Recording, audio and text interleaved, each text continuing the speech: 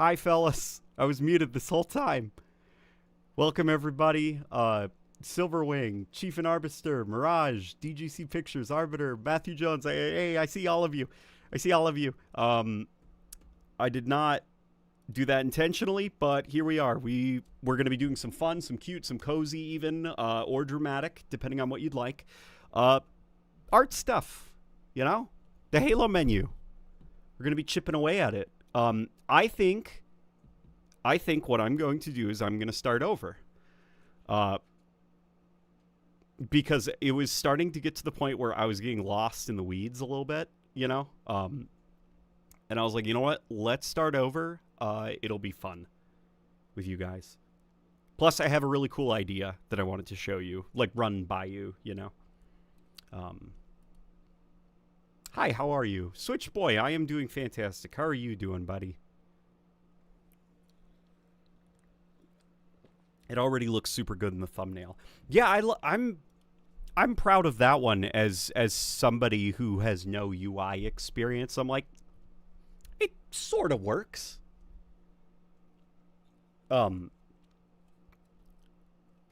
It's obviously unfinished and we can return to it because I didn't delete it. But how are you guys doing though? Let some more folk pile on in here. I finally reached Tour 7, aka Onyx rank on the MCC after so many months of grinding. I still have a long ways to go. Oh, did you? I gotta catch up to you then. You might be... Yeah, you're totally higher than me. How's Pumpkin doing? Oh, he's doing fantastic. He was a menace today. He was out of control today. I don't know what got into him. Like, he didn't sleep, you know, amazing last night, and he didn't have his nap today, but he was bouncing off the walls all day. We took him on a walk to see if that would calm him down, and then we got home, gave him a bath, and all that did was wind him up further.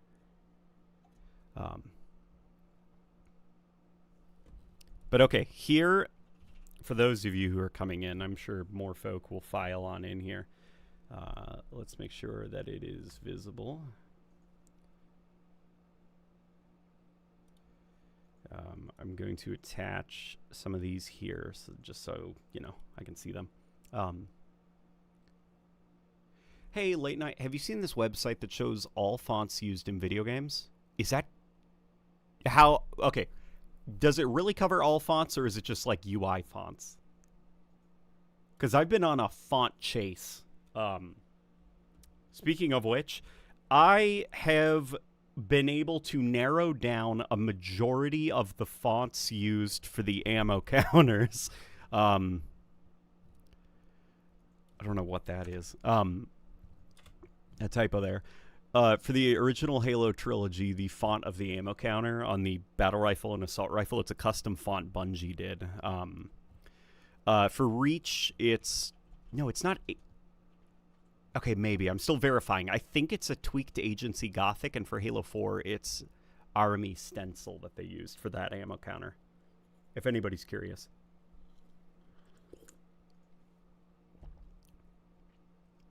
Oh, hell yeah. LNG does stuff stream. Yeah, we're going to be doing some stuff. A lot of stuff. That's good to know, though, Chief and Arbiter, about that website. Even if it's just UI stuff, that's very valuable. And we could definitely use that. But here, guys, I wanted to run this by you, okay? So, super, super rough, okay? I didn't polish it up. Don't worry about, like, how crappy it looks. Just, does the vision have something? Okay?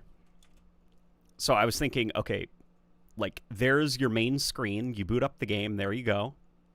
It's there. And then you click it. And it goes like that. What do you think of that? See, like, picky. The rings, like, the symbols start moving faster and faster, and then you come here, and the ring, like, you know, it's spinning really fast, and it slows down. What do you think of that?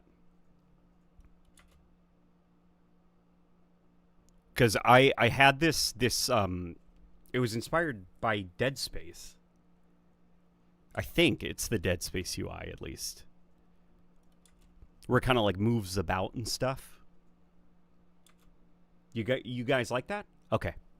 Okay, the zoom in is cool. Like, it looks janky, obviously, you know, it doesn't look very smooth, and that's okay. Like, that's okay. If you guys are wondering how I did this, I don't have any experience or knowledge when it comes to 3D animation, which is something I'd love to change this year. But what I basically did was I went into the level of the UI, because the Halo CE UI is a level. And I activated the debug cinematic camera that, you know, it's like kind of like, it lets you take control of the cutscene camera. And I flew it around.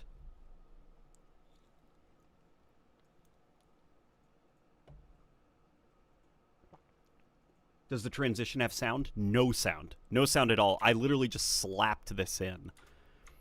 And even the speed of it, the angles and everything are just like, I need to get the idea right now on paper, so to speak.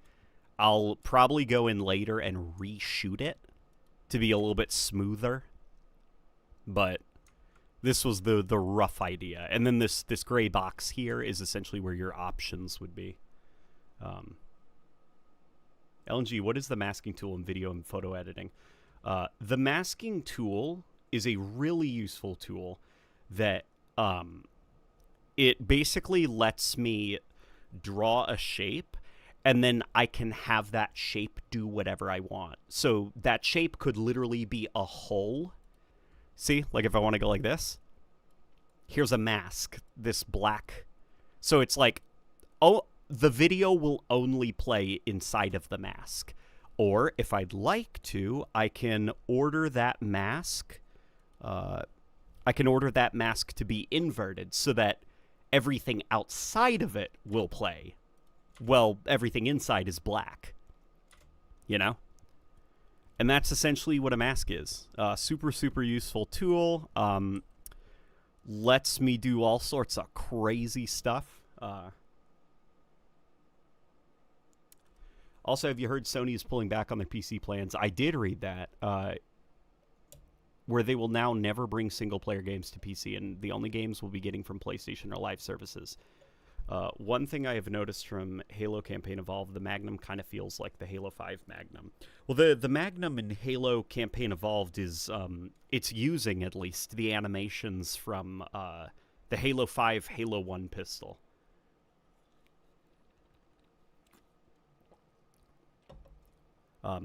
My favorite part of the ammo counter is the compass on the assault rifle. No other game I played has that feature. Yeah, I like the compass too. And the compass has changed artistically quite a bit over the years, which is something I've never really given much thought about until I've done, man, a shit ton of research for an upcoming video on Halo ammo counters. It's going to be a lot like that Fusion Coil video, only I think that the rabbit hole for this is going to go a lot deeper than the Fusion.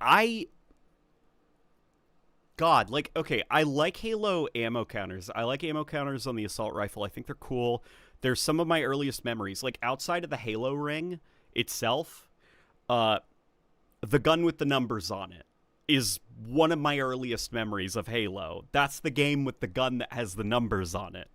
And the ammo counter of the assault rifle and the battle rifle and DMR and everything, it's... Wow, a lot of thought went into the ammo counters, just like across all the different games. And it's very interesting where that evolution leads to with Halo Infinite. Halo Infinite, I think I'm going to blow people's minds when I get to Halo Infinite's ammo counter.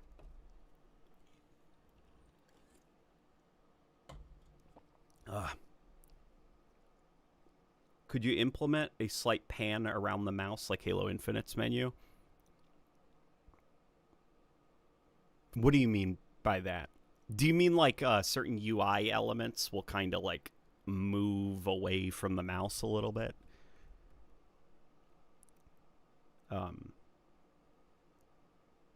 Have the Halo 2 greetings. That'd be silly. Here, let's get some Halo music in here. Come in. Look. Breathe in. Breathe in, feel the music. Everything is okay. Let your stresses be washed away, because we are going to be freaking listening to some, where is it? Some Impend. Okay. Hell yeah. All right. You mean how the background shifts around? What you're looking at? Oh, okay, gotcha. That might be a little outside of my wheelhouse, I guess, just because this is like video. It's not animation or anything. That would be something fun to learn, I guess. Here, so I'm going to start over now.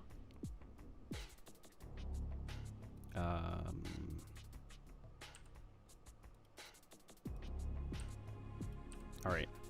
I'm going to start over because what I did do while we were away, I went ahead. Oops. It just cut off the music.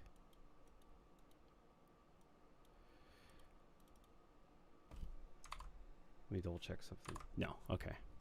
I had to double check and make sure that it wasn't still recording, because it does that sometimes. Yeah, there's our recording right there. Okay. Yeah, there you could see me floating around.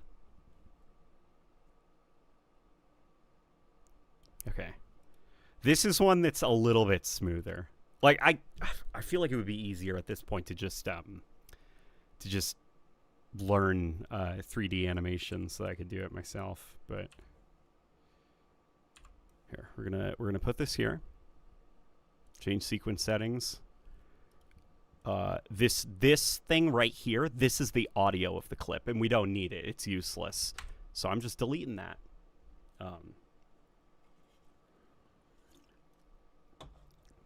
What's good, LNG? What's good, ODST? I tried Marathon Server Slam. I love the core gunplay, but the extraction shooter genre is not my type. I see what Bungie is going for, but I really wish they did a traditional campaign. I think there's a lot of people that wish that. Marathon is a lot of fun. It is a lot of fun to play. It is a fun video game to play, but I do agree with you that I'm like, this world is so cool, and it sucks that I can't experience it in a cinematic way. You know, it's in the context of multiplayer matches. Kevin Kulex actually got me.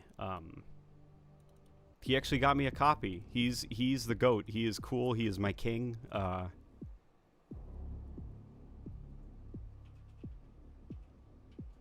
He is awesome. LNG, have you played Resident Evil Requiem? It may be my new favorite RE and favorite game of this year so far. I can't. It's a little bit outside my budget, which sucks because it looks really good. If anyone wants to gift it to me on Steam, if anyone has any extra codes, I would happily accept, because it looks really freaking good. How is Leon in that game?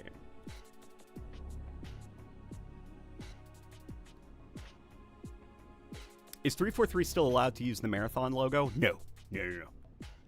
No, that is completely off limits.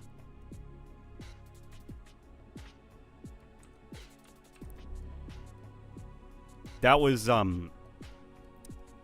back when Bungie was working on the Halo series. Their cute little Marathon logo Easter eggs in the Halo series, it was something that Microsoft wasn't too happy with. And that's why by the time of Halo Reach, you sort of saw like all references to Marathon getting just like scrubbed out of Halo.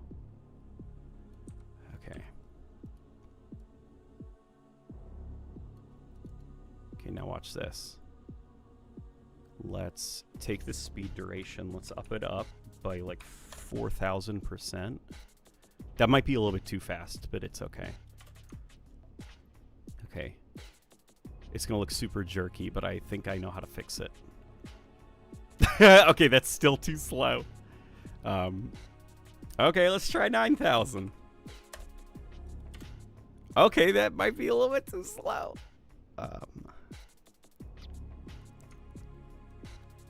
Okay. I know how we can do this. Faster.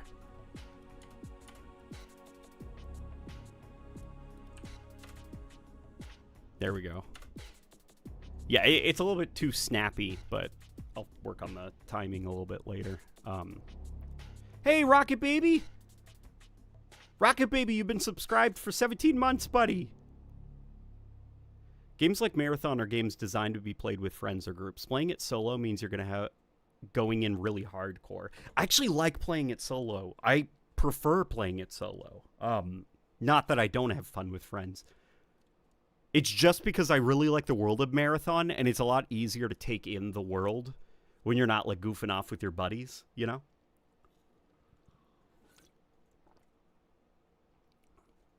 Begging you again to play Armored Core 6. It'll scratch that little itch you didn't know you had in terms of aesthetics and overall character. Believe me, I'm aware. Iron Core 6 is on my radar. It's on my wish list. That's another one that I am going to be picking up at some point in the future. Very excited about that one. LNG, favorite Pokemon game? Oh, my favorite Pokemon game has got to be the...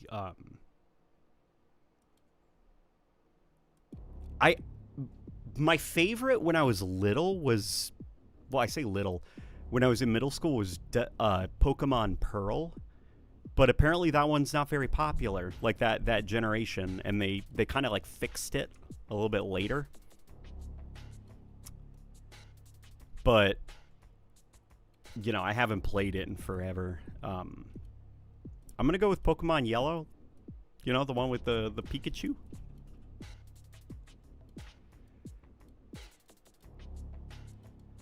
Something funky is going on.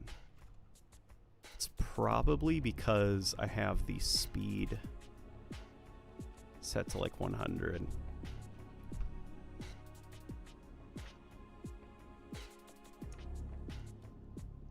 You know what? Before we do any of that, do you guys want to make Halo 1 UI stuff with me? I'll show you guys how to do it. I'm getting ahead of myself. First, what we need to do is we need to start making some UI elements. So let's get some Halo 1 music on here. I was going to say, why am I worried about the background menu right now? We're not even there, you know? Here, where is... I wonder if... Do they have like an hour-long version of Undercover of Night? Undercover of Night. 1 hour. They probably do. Oh, this one's half an hour? Hell yeah. Okay. We're rocking this.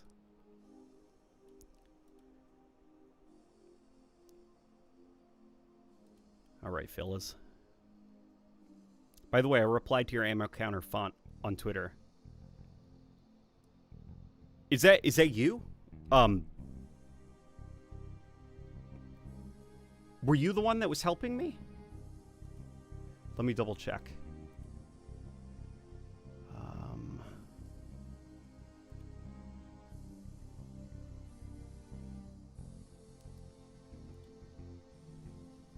Yeah. Oh my god, dude, you rock. It is agency. That's what I was zeroing in on. But I couldn't be sure. Okay. Oh, dude, you rock. They used... That is so weird. They used Baksheesh for Halo Infinite pre-release for the ammo counter? Oh, dude, you rock. Thank you so much. Thank you, Eddie. Okay. Here, let me add those. Okay, so... And then Halo 5, it also uses...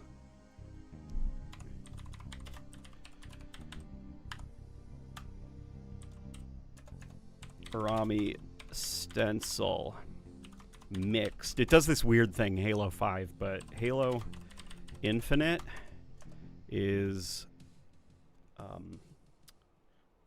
okay. Ammo counter pre-release. That's crazy.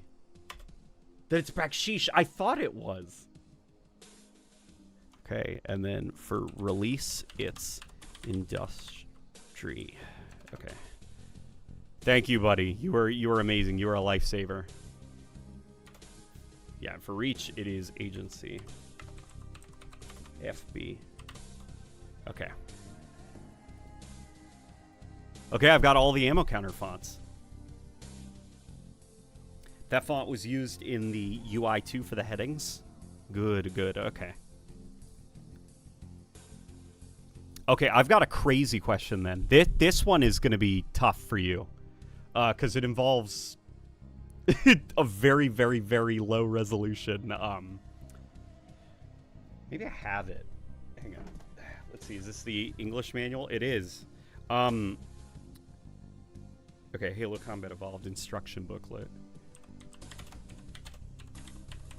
Instruction manual. Okay. If you're here, or if you can see this on your screen, it is so low resolution that you can't really make out what any of this says. But based on the shapes of it, if you are, by some miracle, able to figure out what the font is for these little low resolution, like, you know, scanning text things, then you'll be the font god. You'll be the font god, the font king. You'll be crowned the font king, and you'll have, I'll offer you my chat. You know? I'm sure they'll be okay with that. Like, just, you know.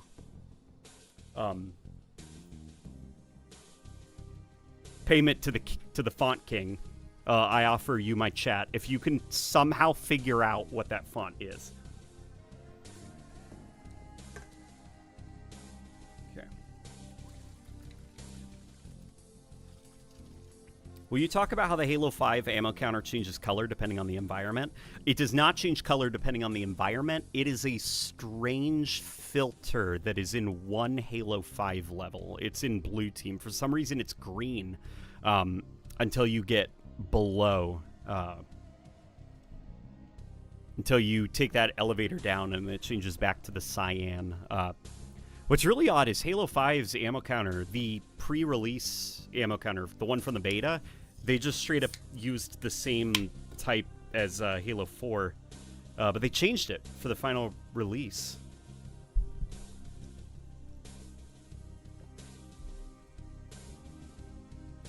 That's really small, but I can do some research. I've tried to figure out what it is. I can only assume that it's got to be some console font, you know, like when you open up like command or console or something like that. It's got to be like one of those text, you know, code-based fonts. But yeah, it's so low resolution that I can't make out what it is.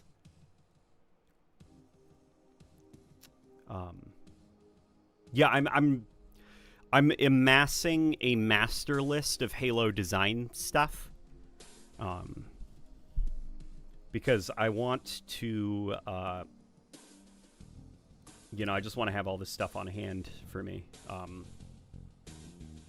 Halo video editing kit. I'm going to pull up my Halo video editing kit because we're going to use this, actually. Yeah, we'll take the CRT filter. We'll take these as reference, and then we'll also take this. And this, actually. Yeah, there we go. Just for, like, a pen tool, you know, so we can... because I find that they're kind of close enough, you know, those colors, to what I need.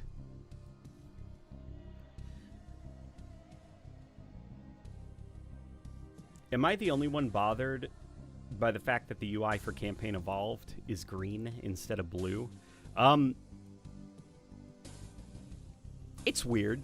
It's weird that they went with green. I'd love to know the reasoning behind it, because they don't just do these things for no reason, you know. There's a logic behind it. There's a logic.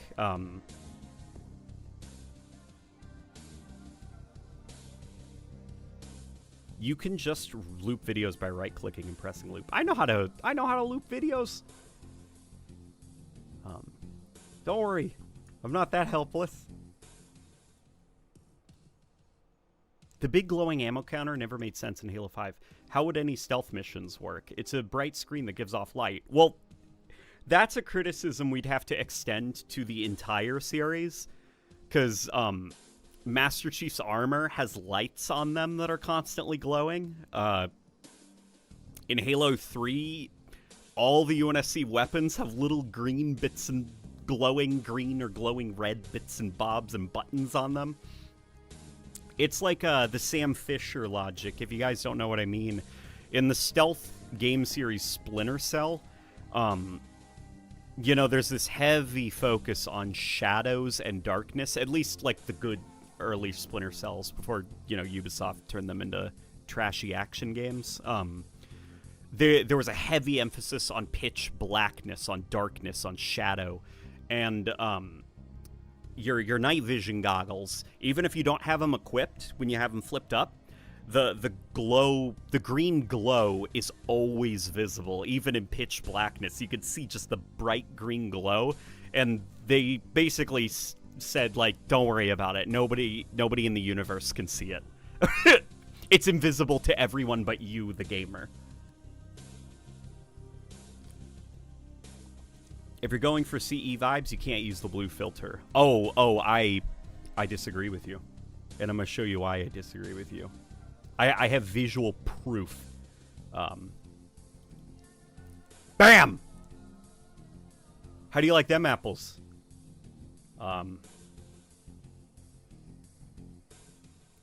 Also, what if I throw you one of... Hang on. Throw you one of these! I know what you mean, by the way. I know what you mean. You're thinking that I'm inspired by the Halo 3 or the Halo 2 main menu. But truth be told, the reason the blue filter, the reason for the blue filter and stuff is actually because of this thing. Because, look, if you flip it open, I don't know if you guys can see, in the background, you can see that it's got like a blue tint to it, and it's kind of darkened, made kind of black and white with that blue filter. And that's mostly what inspired a lot of like how I have been trying to design the like aesthetic look of like CE, like UI stuff, at least for my videos, is I was actually inspired by the background art from the instruction manual. That's not apples, that's Hunter.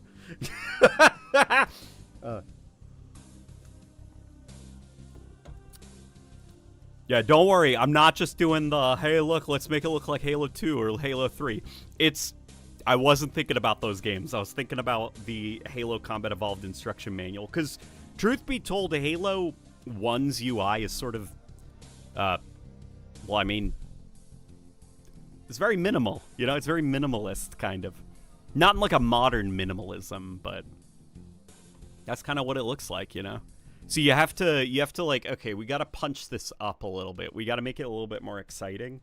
And I was looking at my copy of Halo 1 and just like trying to like see what kind of stuff is and, you know, popped open the instruction booklet and I was like, hey, those backgrounds are cool. And then, of course, we have the Japanese Halo, which is freaking awesome looking. Have you guys ever seen the instruction booklet for Halo 1 in Japan? Look at this. It's freaking cool, right?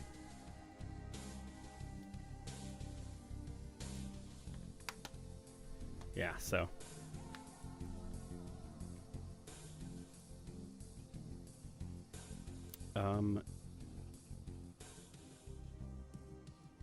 Is it to match the more green environments of the Unreal Engine 5 Halo? Well, or Unreal Engine 5. Unreal Engine 5 isn't just like green, you know, like that's the green engine, right? I don't know. I don't know what the reasoning was. There's got to be some weird like color theory reason that they went with green. Maybe because the UI elements, if I remember right, they were sort of blue.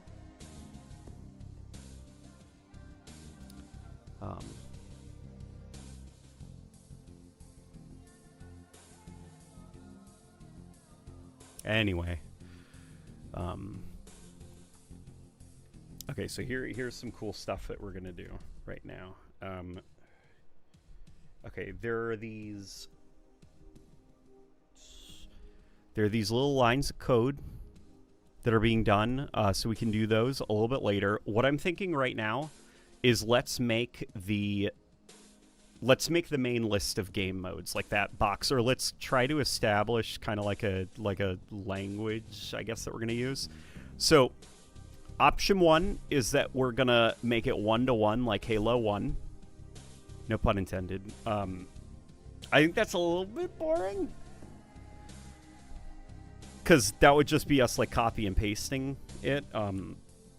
The font also that Halo 1 uses is... I think I misspelled it, but that's all right, because it is right up here.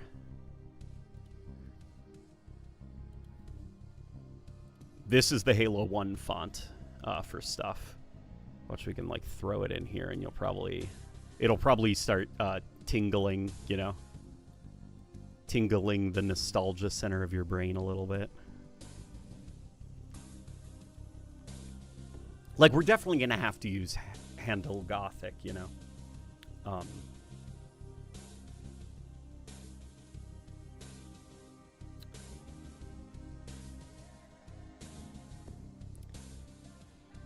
We can go with, you know, like a basic Halo 1-y vibe. This is another possibility that we could go with. We could do something, you know, kind of like this. There's this one Halo 1 commercial where at the end of the commercial, the Halo 1 logo. Where is it? And I have to go to my editing kit.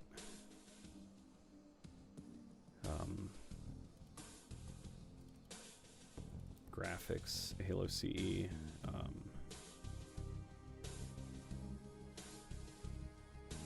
There it is. Okay. It's at the end of the commercial that this Halo logo is actually animated. And that's what inspired this little animation. We could go with something like that. I just don't know a lot about shapes, you know? I tried, but the CE manual font is too small. It could be the same font used in the manual, but it's so small that you can't tell. Yeah. Yeah, that's what I thought.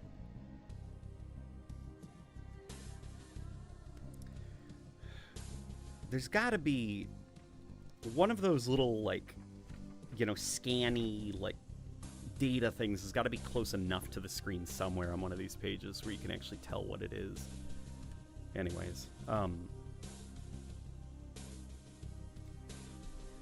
so we could go with the standard Halo CE look. We could try to do something a little bit more like crazy like this, you know? Or we could go for something that is maybe like our own original design a little bit. Maybe we could take inspiration from some like Japanese Halo stuff. Here, let me pop these bad boys out. Look at this. This is it's a training book that also came with the Japanese version. Look how freaking cool that is. You see, it's the assault rifle. And on the back, you can see the Spanker rocket launcher. Taking a look at some of these. It's basically the English version, but there is some interesting differences in iconography. Like you can see here, they've kind of got this black and white chief in the background looking really menacing.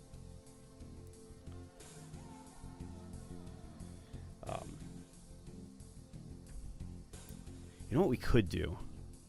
Watch this. Here's an idea. Okay, so we could have our... I think I had campaign, firefight. Wait, no, they all got to be capitalized. Campaign, firefight, career, extras, quit. I think this is the list of options that I settled on for our fake main menu.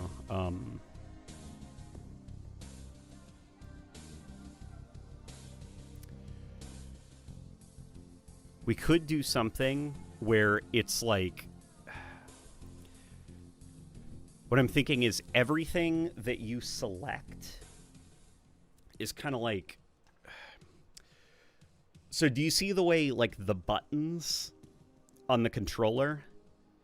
It's got, like, little lines that kind of come off of it and go over to, like, a, you know, word explaining what it is. Like, hey, that's your back button, that's your A button and stuff like that. Maybe we could combine it with the fake code stuff to do some kind of, like, whatever one you're highlighted has lines coming off of it, and the lines are like beep, beep, beep, you know, like scrolling weird code stuff, weird symbols and stuff.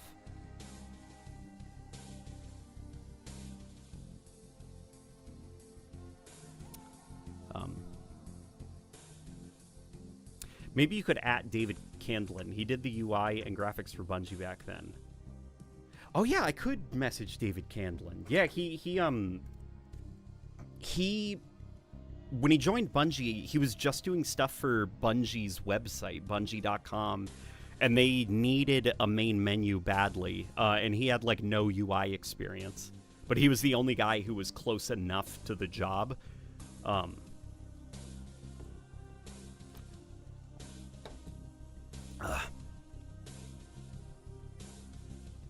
The assault rifle, battle rifle, and most Covenant things are much curvier than modern designs that try to make everything have sharp angles, flat edges, and much more blocky designs. What do you mean? What do you mean by that? Because when I think of the assault rifle, I think blocky.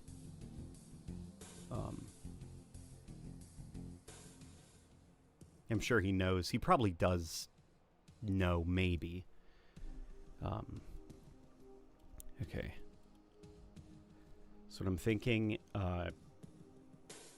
we've got the font already. Thinking let's do a border. Let's do a border of some kind. What I am going to do is I am going to go with a cool looking, because I do want to do the Halo CE instruction manual thing. I do ultimately want to stick with that.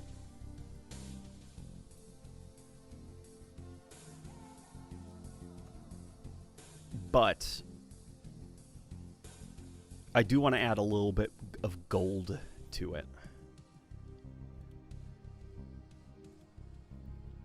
So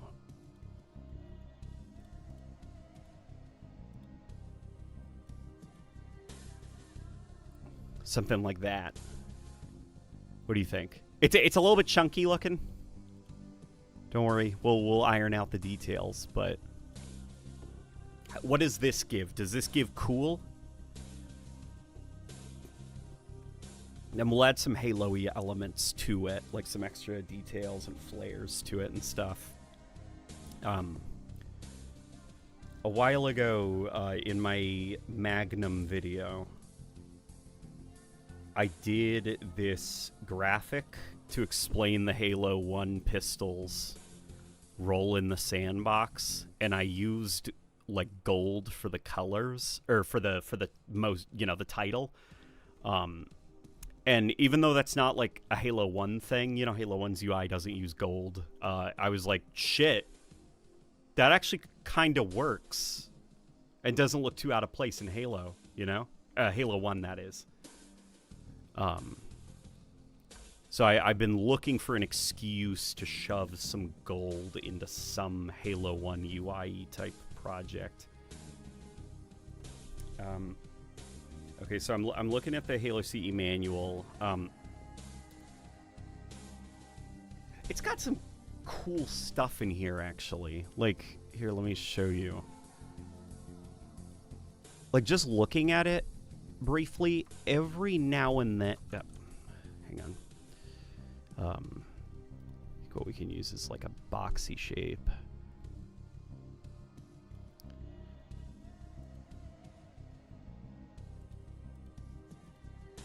Every now and then, it does... Oops. It does something kind of like this. Where it's got just like kind of weird little like borders on things. Probably, you know, so it doesn't just straight up look like outlines. It's Halo 2 where the borders are a little bit more... slanted, you know, at like 30-degree angles. But looking at least at like the design language of some of the Japanese Halo CE stuff, it looks like they mostly stuck to like boxy stuff.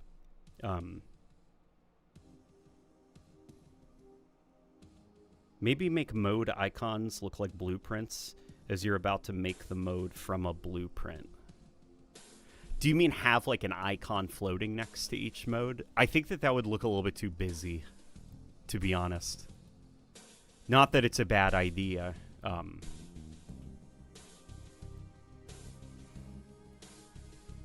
Here, let me stretch some of these out a little bit, give them a little bit more distance between each other. Just so it doesn't look so... It's tough because we want this to look like Halo 1. Like, we want it to give Halo 1, but we don't want it to quite literally feel like a video game from 2001, you know? We want it to have, like, a little bit of a modern presentation. And that doesn't mean make it feel boring and modern.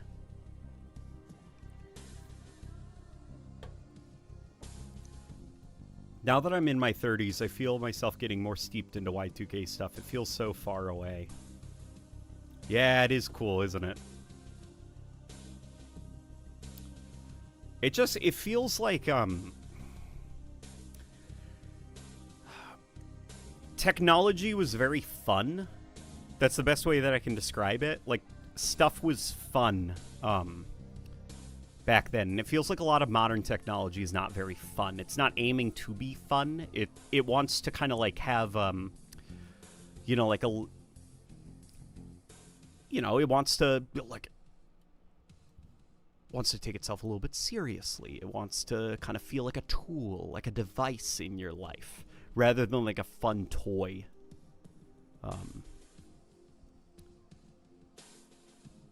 My Switch, my personal Switch, is actually the red and blue Joy-Cons, because back in like 2017 or whatever, when the Switch released, I didn't want to get, you know, any of the ones with like black Joy-Cons or whatever, even though that's what all the guys were getting, because I'm like, I want it to like feel like a toy, you know, I want it to feel like fun, I want it to feel colorful. I don't know, I'm tired of the boring and black stuff. Like, everything is either, like, gray, silvery, or just, like, black and boring. I just want things to feel a little bit fun.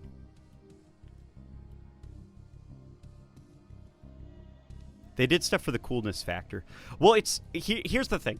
Modern stuff also is trying to do stuff for the coolness factor. The problem is, like, the definition of what's cool changes as time goes on.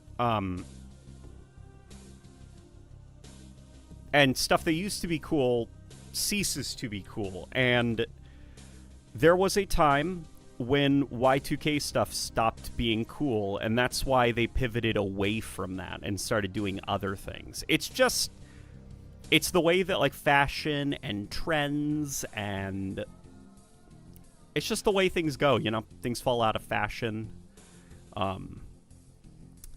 But the 2010s, I think, were aesthetically, at least for, like, tech, for tech, for toys, for game aesthetics, it was like some of the most boring stuff came out of the 2010s. And I felt that even then.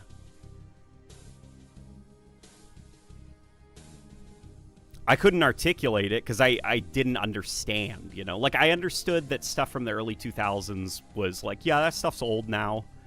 And maybe a little bit corny. But, like, all of this stuff seems lame. The adult gray Joy-Cons. Yeah, the adult gray Joy-Cons suck.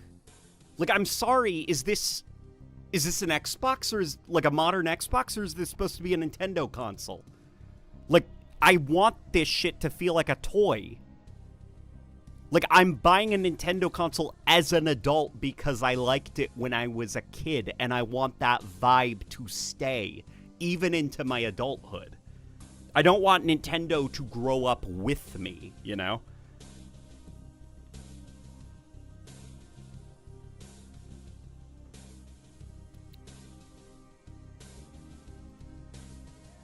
Here, what do you guys think of this? This that's coming along a little bit. Oh, you know what? This is gonna be fucking cool. Okay. Hang on. Oh, I got it. Okay, I got an idea. Actually, oh, it's all coming together. Hang on. I need a little bit more room. Okay. God, let me say, okay. If I had more time in my life, I think I would have pursued UI design, because I feel like doing the evolution videos and some of the design work for this, as well as Marathon, is what made me realize, holy shit, graphic design is fun. And I wish that I had taken classes when I was young and kind of like kicked this off as like a part of my life. Like, I'm definitely interested in it now as an adult, but man, I should have started sooner.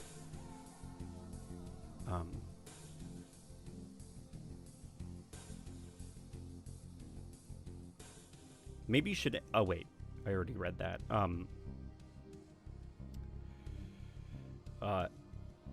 007, don't you also... You're UI, right? You're UI design.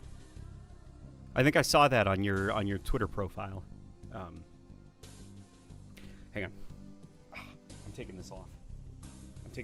It's, like I told you guys,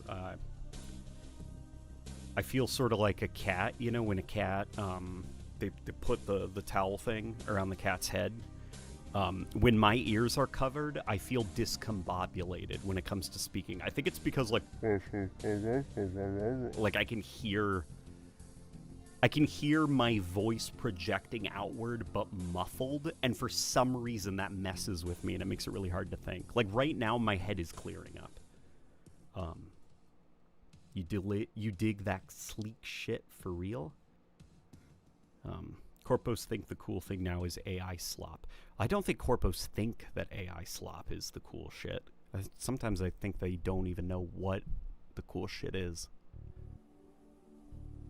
What they like about AI slop is they like that it makes things easier. They see opportunity. Again.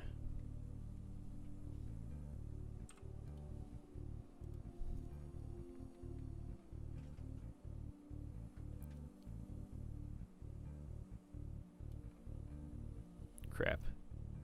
I didn't line it up properly. I know that there's like guidelines and stuff on Premiere, but I forgot how to enable them. I think they're down here.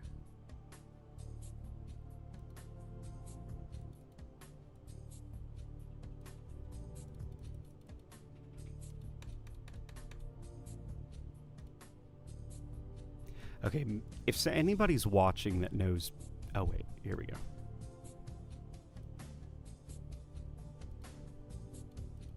If anybody's watching that knows Premiere, this is an issue I've had for a while, and I'm not quite sure how to fix it. The guides don't work. It's been like this for a while, and I'm not sure what I did if I disabled something. Like, the ruler works and everything, but the guidelines, they don't work.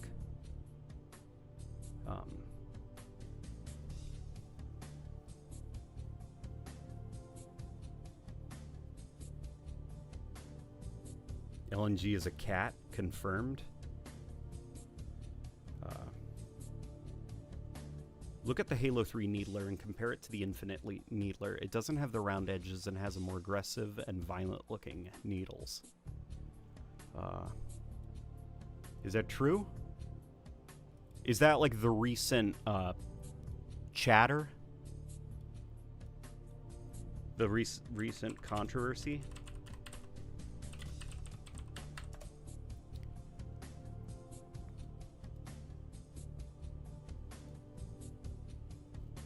People don't like the Halo Infinite Needler design. I like it. I think it's cool looking. I don't think there's ever been a bad looking Needler. I mean, I agree with you that something is missing. But I don't think it's, bad looking. In fact, somebody taught me something about Halo's Needlers that I hadn't realized actually until he pointed it out to me. So here, let's Covenant Phantom. So in the Bungie Halo games, what's kind of neat, and they dialed it up to like 11 in Halo 3. The Covenant ships and material and metal does not behave in a physically realistic way. At least it doesn't make sense for metal to look like this and shine like this. Trying to find a high resolution image. I think that's not it. That's like a fan render or something.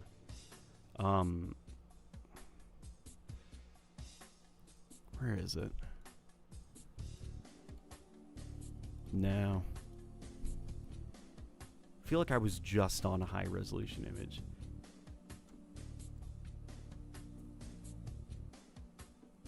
I mean, I guess we can work with this one. So, actually, you know what? Let's just go over to Halopedia. Halopedia is going to have some good ones. Yeah, here we go. Okay. In the Bungie era Halo games, there is this very... So, the way that the materials are set up, like, it's pearlescent, there is a different color in there. But for some reason, it's this very subtle green that is in the metal. And it is always little bits of it have that green, and they contrast really nicely with the blue and the purple, and it gives the Covenant materials this very odd, specific look to them. If you've ever wondered why Halo 3 Covenant stuff, or like, earlier Bungie Covenant stuff has this very specific look to its metal that later Halo games kind of missed out on, that's what it is. It's that subtle green tint that's buried within the metal material. You can really see it on the Brute armor, actually. Here, there's this one image online that really shows it off really nicely.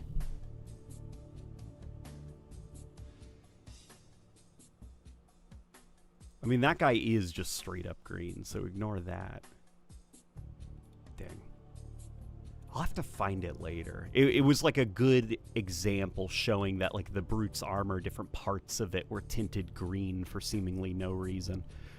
Either way, you can also see that on the grunts, you know, with their orange armor and all of that stuff.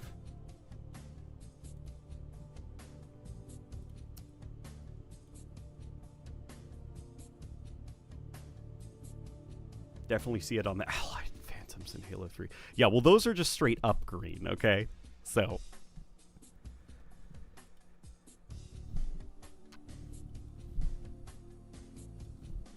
we're going to move this back here, I think. We're going to make it, like, floating a bit off. What do you think? Like, right there? And maybe another one.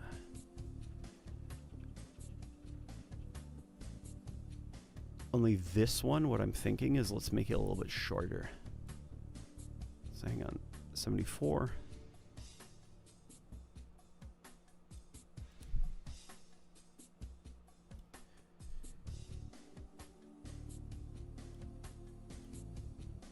Wait, that's floating a little bit too high up. Yeah, I gotta figure out how to get the rulers working, or not the rulers, the guidelines. Oh, Isaiah, we love your pumpkin art, dude. What do you think of something like this? Or does that look a little bit too close to like Wi-Fi bars? Here, let's get a background actually that we can use as like a just, you know, whatever.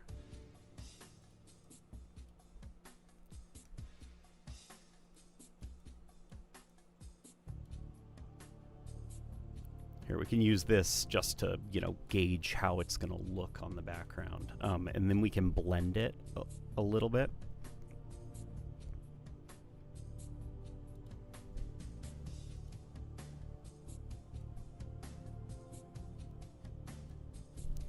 What I'll probably end up doing is drop shadow.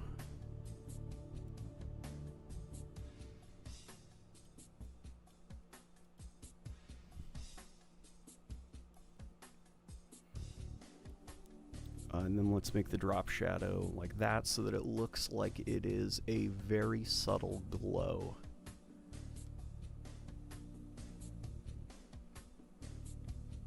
How do you guys think this kind of looks? Is it giving?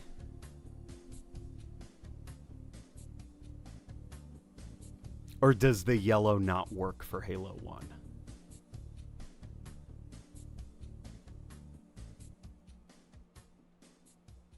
LNG, do you think we'll ever get a silver style PS3 like the silver prototype? Was the prototype for the PS3 silver? That sounds cool.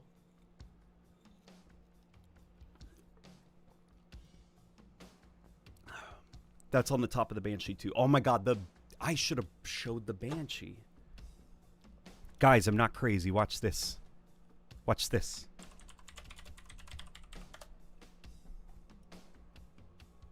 Look at this. See, at first you think, oh, the top of the Banshee is colored green. But no. No, it's not. Look. Look, it's purple. Or it's green. Like, you can't quite tell. Because depending on the angle that the Banshee is curved at, it looks either green or purple. And that subtle, I mean, for the Banshee, it's like super, you know, cranked up, that effect. Here you can see, oh my god, this is perfect. Hang on, watch this. Oh my god, I'm so excited. Okay, here, look at this. That's it. Perfect. This is what I was talking about. Look at this. Sand, desert, yellow, bright sun, dark shadow. So why is there green? Look, there's green all over it. Where's the green light coming from? Where's the green surface coming from? It's coming from nowhere. There is no green. It's just Covenant metal in the Bungie Halo games had this very subtle green shine within it that comes from like nowhere. It's not motivated by anything in the environment. It's just green is in the metal somewhere. And it doesn't make sense realistically, but that's what gives it that alien quality to it. Like the Just like this is metal that was forged with molecules from another solar system. You know, it's completely alien and foreign to Earth.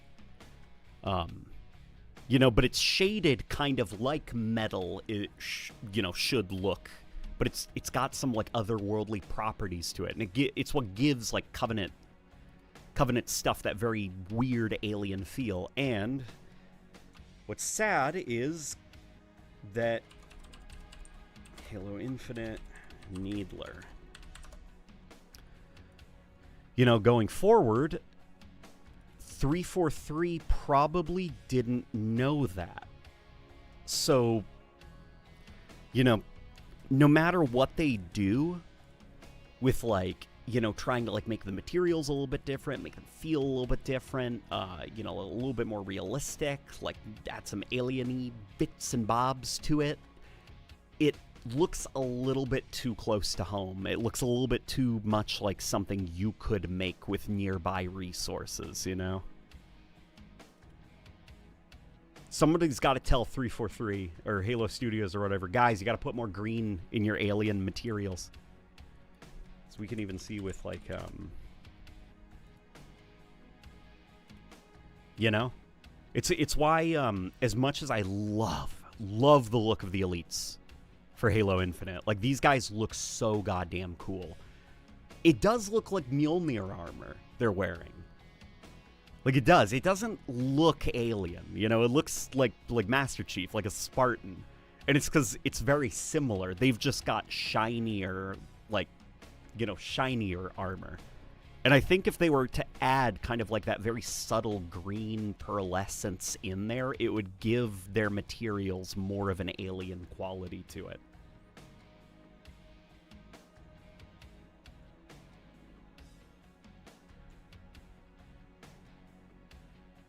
It's anodized metal in real life. It's kind of like that, but it doesn't even behave like that, you know, because the green will completely shift places.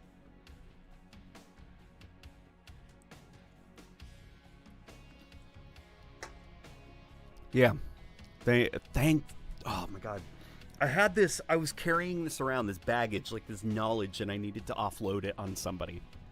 So I'm glad that you guys were here for me to just vomit that out a little bit. Yeah, that's a bit of like Halo knowledge, and I didn't know what to do with it. I needed to give it to somebody, you know? Yeah, that's looking a little bit too much like a Wi-Fi bar. I think just one will do. You know what might be cool? What might be cool? I don't know yet if it would be cool, but...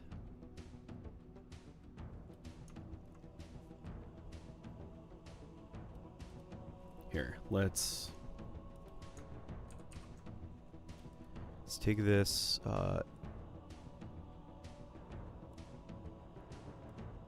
rotation 90 degrees. We're gonna take this up here. I got an idea, okay? This will either look really cool or really stupid.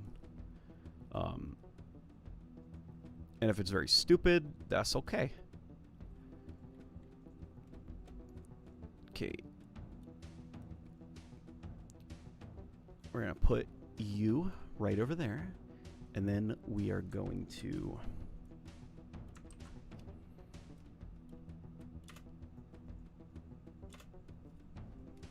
Okay, let me get some of the timing to be a little bit more interesting. Ease in and ease out. Ease out, ease in, and ease out. What do you guys think of that? Does that look cool, or is that maybe a little bit dumb looking?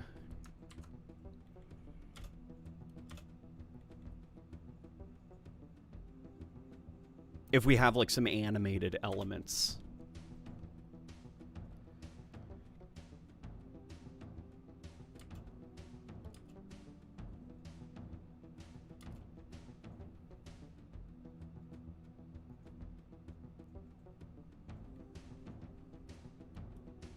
I wish CE Remake wasn't using a ton of Halo Infinite assets. Yeah, me too. Like, I understand that, like, making those assets is very expensive. Because I'm thinking of, like, Halo 1, you've got, like, Grunt, Elite, Jackal, Hunter. You got their weapons, you got their vehicles, you got their drop ships, you got interiors, you've got decorative items like crates, radio antennas, shields. Then you've got like particle effects, turrets, like just like all of these various things, you know, and that's not even to mention the UNSC stuff where you got the Marines, you got weapons, you got grenades, you got, you know, crates, like ships, like all of that stuff. So and making assets that are fully realized and have depth to them and in-world like logic and reasoning behind why they're designed this way, like it takes a lot of study, it takes a lot of time, a lot of research, and so at some point you can just kind of like save things if you just reuse assets, because that world building and that level of attention and detail already comes basically pre-installed. It looks a little bit too fast. Okay.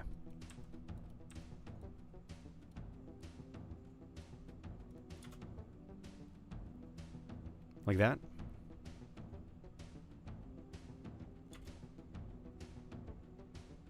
I think the animated stuff might be distracting from the yeah, okay. I was waiting for somebody to say it, because even my heart wasn't in it. Okay, so we'll stick with this.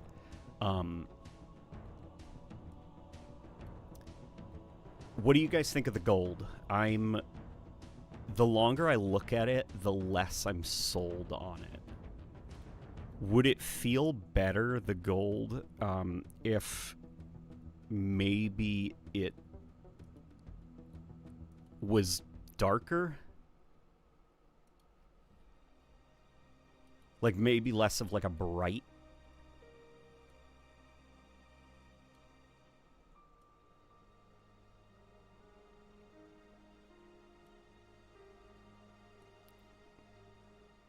You know, or maybe even slightly deep. That's starting to look a little bit weird.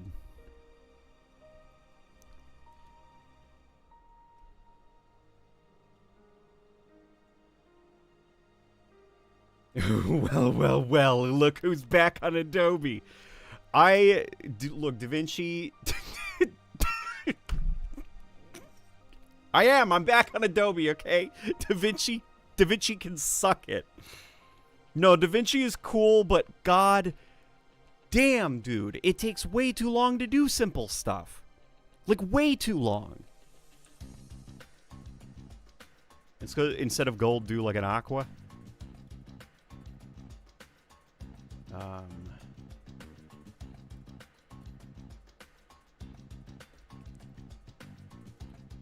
Instead of gold, do like an aqua here. Like a that. Like just traditional Halo 1.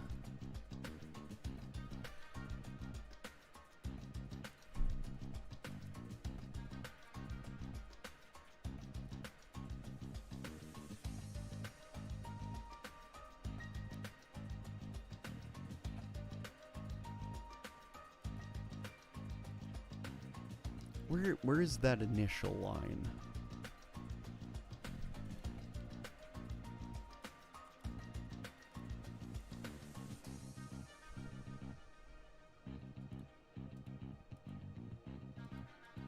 I think I've gotten lost in my own sauce again. Where is it?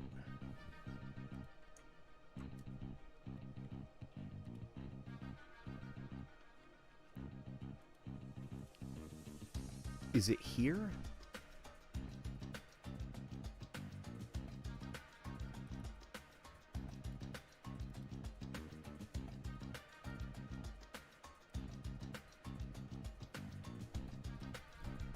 Yeah, I'm like I'm missing like a whole I'm missing like a whole layer. It's this yellow outline here. Oh, it's all the way at the bottom. I'm just... There we go. So kind of like this. What is this? Remix background music? What is this? What is this? I don't even know what this is. This is cool. Moon over Mombasa. Wait, Halo Infinite tribute. Aggressive negotiations. I didn't even know this was playing. This is cool.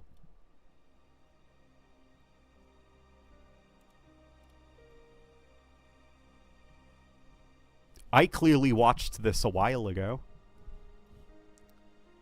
You guys should go give it a like.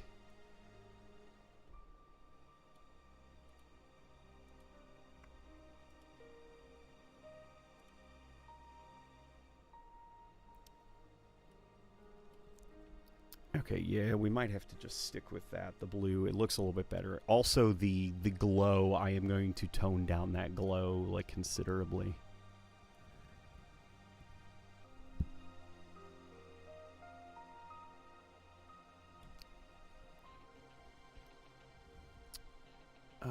Okay.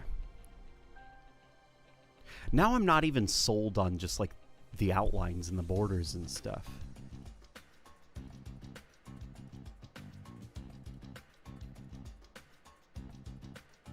I'm not even sure what it is that I'm not sold on. Like, are these a little bit too big, maybe? This remix is cool, by the way.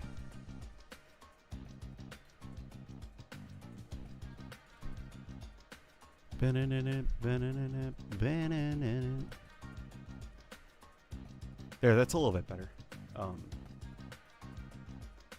You think the aqua should be paler, like Halo 2's? Gonna lurk for now, homie. I'll be back.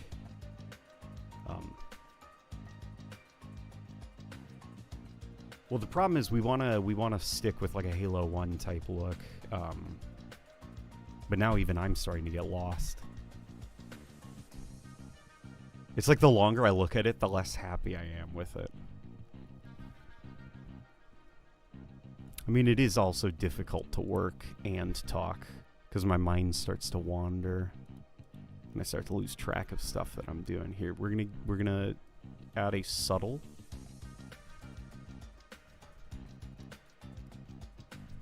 There we go. Just that, just so I can use that later if I need it, you know?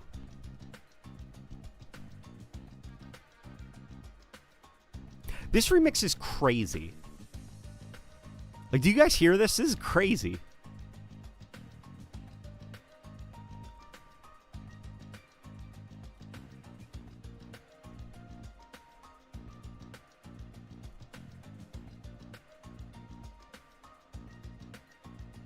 Okay, you know what? I'm not happy with these graphics at all. So, what I am going to do quickly, what I'm going to do is we are just going to straight up go hardcore Halo 1 style, okay? Like, no shortcuts, no nothing, or no... I'm going to make something that feels extremely Halo 1-y. And then from there, maybe we can experiment. So I am going to add a frame hold here. So don't worry, it's not going to make the video play or move or anything, you know? It basically is going to treat it like an image, so everything is very still, which is exactly how we want it. Okay. Let me grab some more of my design stuff.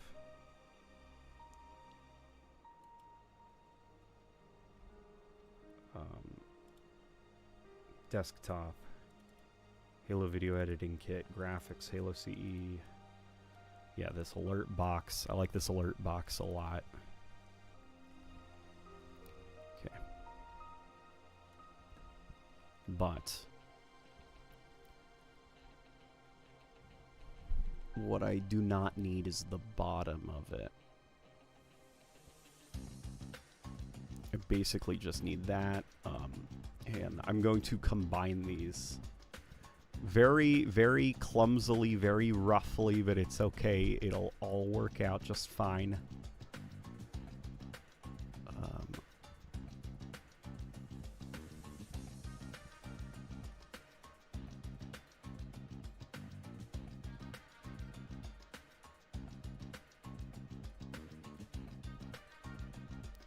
Okay, they're completely different shades of blue. That's a problem that I didn't anticipate. Shit! Okay, you know what? I'm going to do it fine, I'll do it myself. Okay. Okay.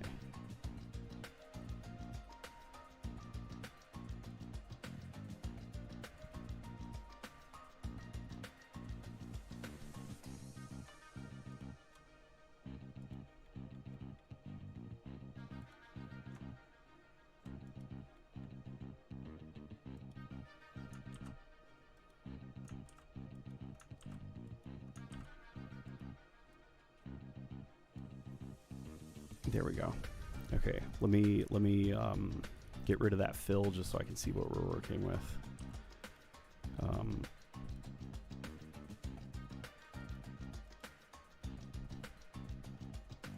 Shape mask.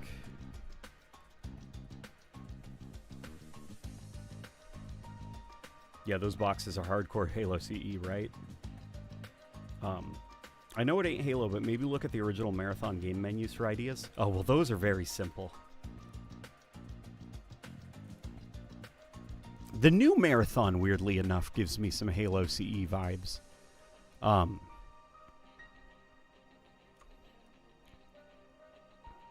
don't really want to do a video on it because it would kickstart like some...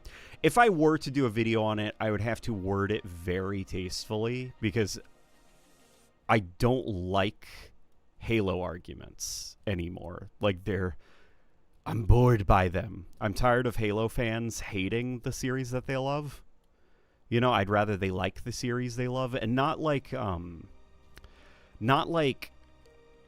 know, just consume, just shut up, consume product, and then be excited for next product. But in like a just, I don't know, guys, can we chill? You know? Can we just like stuff? Can we have fun?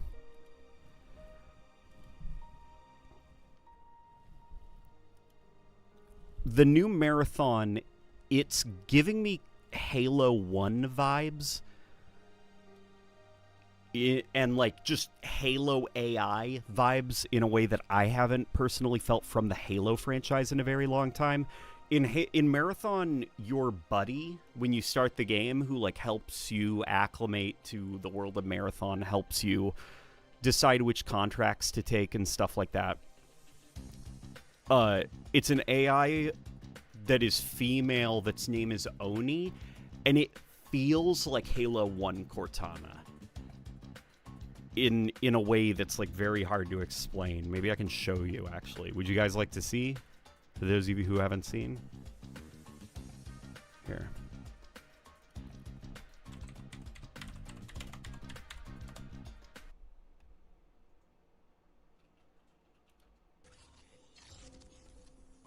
I think this is actually very old. Here we go.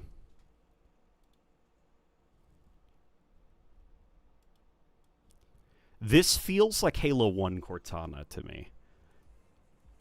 And when I look at the concept art of Halo Campaign Evolved Cortana, how it just looks like Halo 4 Cortana with the stupid realistic hair and the dark blue realistic looking kind of bob, I'm just like, come on, man.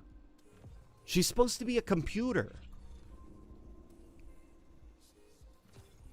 So this is your AI companion, Oni.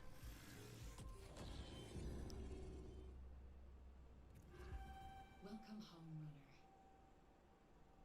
This feels a lot like Halo 1 Cortana to me. I'm Oni, your onboard navigational intelligence.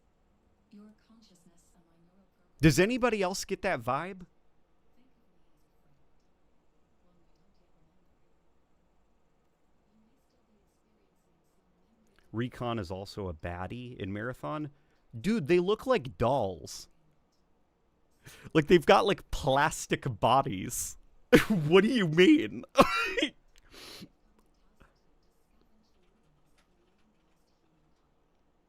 Like, their gloves, you can see the ball joints on, like, their hands through the glove.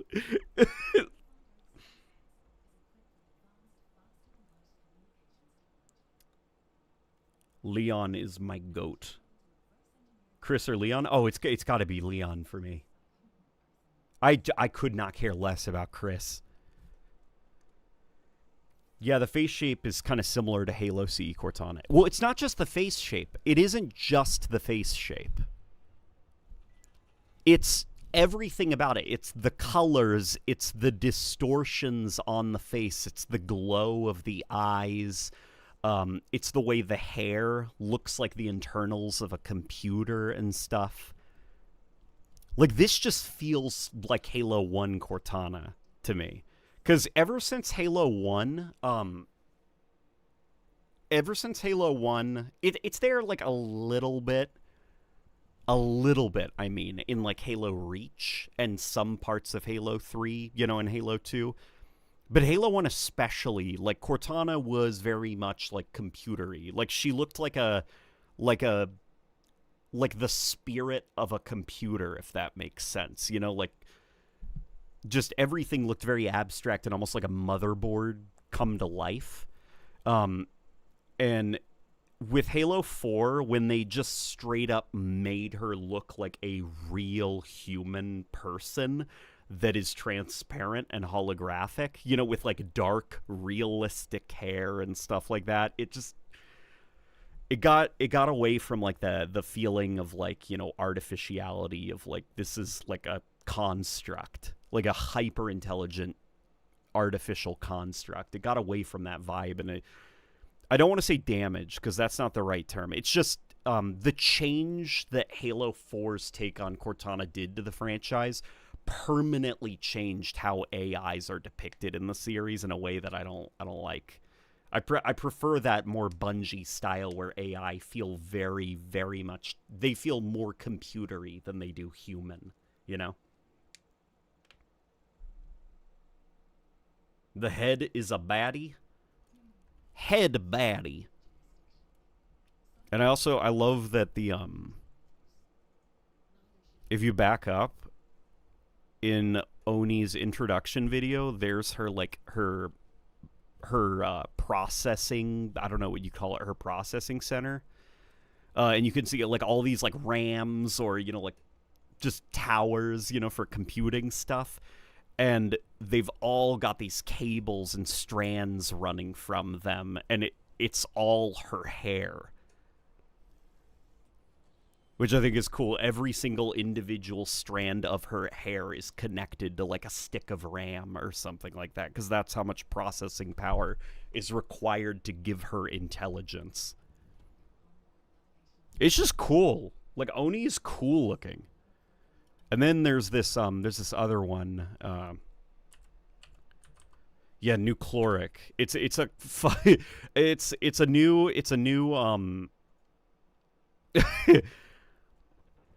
it's a new AI that I've met today that is the AI of a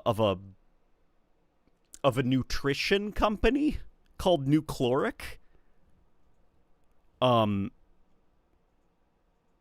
And I also quite like this one. He's very sinister feeling, though. Like, he's very polite. He's very nice. Like, he talks about, like, you know, wanting to, like, provide, like, nutrition, sustenance, you know, help the human race be healthy and thrive. But there is something very dark and sinister in a corporate sense behind everything.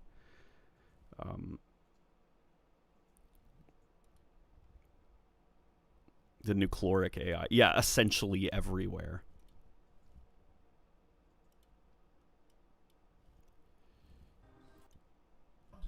Here he is. Our mission, my principal directive, is to ensure humanity's survival. That is so creepy. When you crawl through the colony's detritus,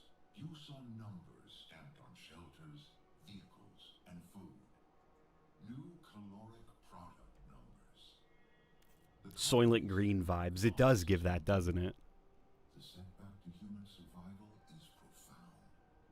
Sol has finite resources. I like that the eyes are glowing super vividly and he's all distorted, like you're looking at him from behind like glass. See, all you know that he's behind there, but the eyes, you know, they're glowing. The mouth isn't moving. Like it's almost like better that you don't have a good look at him because he probably looks terrifying.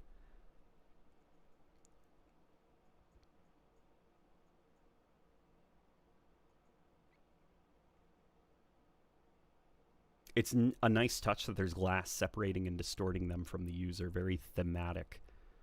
Yeah. Yeah, there's like that very detached vibe. Yeah, I don't know. Just like staring at this screen, seeing this floating head, seeing the glow of the eyes.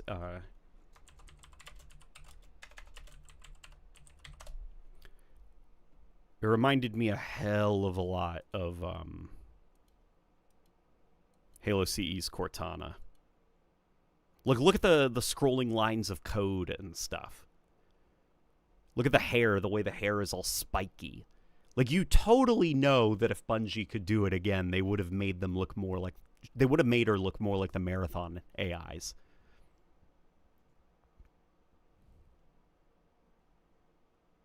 And this is also a cool bit of detail that I guess I never pieced together. Somebody on Twitter pointed me in this direction, and I found something. I think it may have been from the art of Halo, actually, which had some stuff from Bungie folk. So the reason Cortana turns green is not because she's angry or evil. The reason she turned green is because she's using the hologram projectors from the Forerunner console to manifest herself. And the Forerunner console is green. So she's going to be green. She's going to be the same color as the Forerunner console. You know, like on the Pillar of Autumn, she's purple because that's like the color of the Pillar of Autumn's thing. But here she's essentially manifesting herself with Forerunner holograms. So she takes on the same color as the Forerunner stuff. It's not because of her mood. It's because of the technology she's using. That blew my mind. This whole time I thought it was because of her mood. So the hyper advanced console can only project one color. No, it can project 4 colors. Green, yellow, orange, and blue. So, yeah.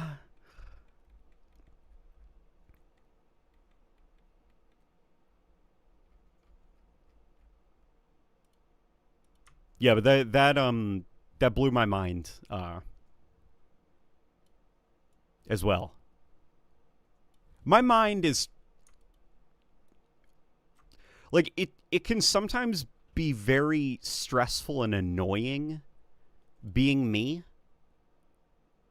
But it's definitely exciting because I'm very easily impressed by video game information or just like cool little design things. Like when I have that eureka moment where everything comes together and like the dots connect and I've learned something new, my brain gets flooded with this, with just, oh my God, all this dopamine, you know?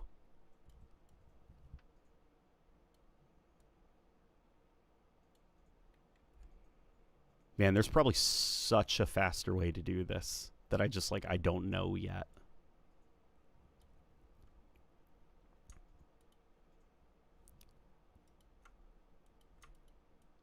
I mean, I shouldn't even be doing this in Premiere. What I should be doing this in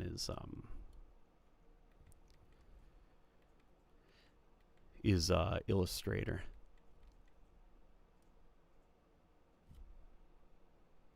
Although, you want to know something interesting? David Candlin, when he designed Destiny's UI, he actually did temporary stuff in After Effects. Like, just, you know, getting the ball rolling on, like, early concepts. He said After Effects is a useful tool for doing some early, like, UI concept work. I was like, hey, that's crazy. I use Premiere. Okay, there we go.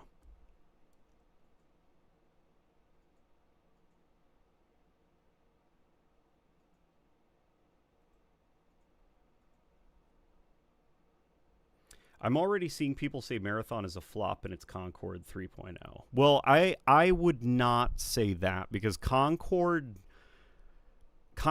didn't Concord have less than 1,000 players on its launch day? And even Highguard, like Highguard launched to how many players at launch? Like 100,000 or something like that. And then very rapidly dropped off. Marathon has dropped off a bit, but not rapidly dropped off, you know?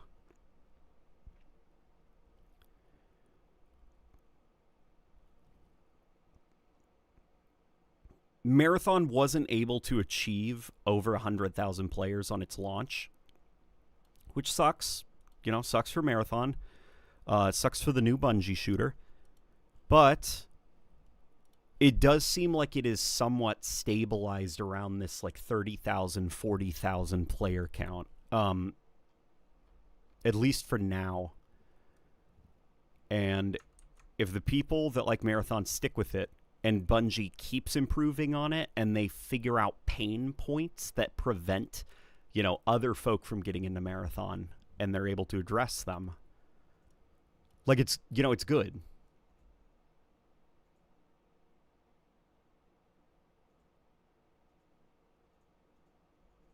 Not gonna lie, I love that the Halo's out there. Oh, right here, the Halo in the background. Yeah, that was what I was thinking of doing was taking this, doing like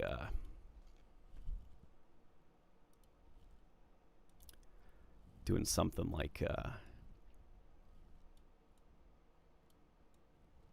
something like this.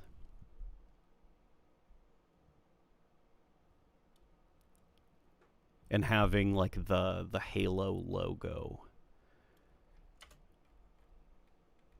you know, having Halo up here, like obviously trying to frame it in an interesting way, and then you click confirm and the animation would disappear to reveal the Halo ring, and then like whoosh, the camera would like fly right in real quick. But okay, we got this. And hang on, well, this is done, because I've been meaning to actually trace one of these for a little bit. So I am going to save that as a PNG, because I'm going to need that for future work. Okay, now we've got one of our own. So we are going to...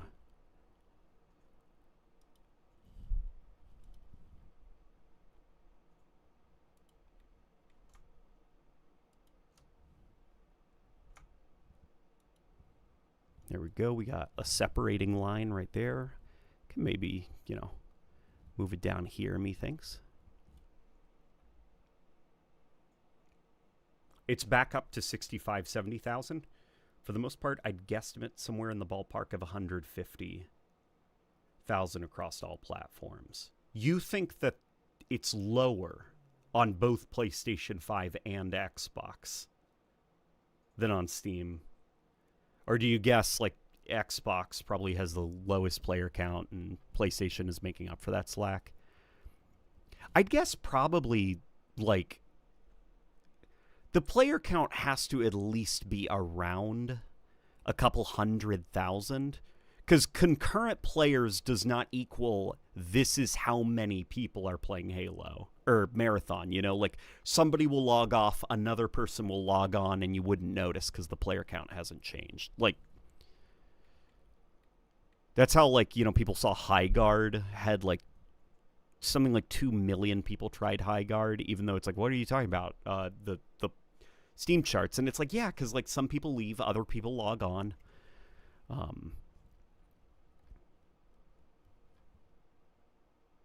What I will say, though, is it's definitely not good having that player count. Like, I am positive that Sony and Bungie were aiming for a much, much, much higher player count. And I'm a little bit worried, you know, about what might happen. Like, we'll see how the weekend goes, but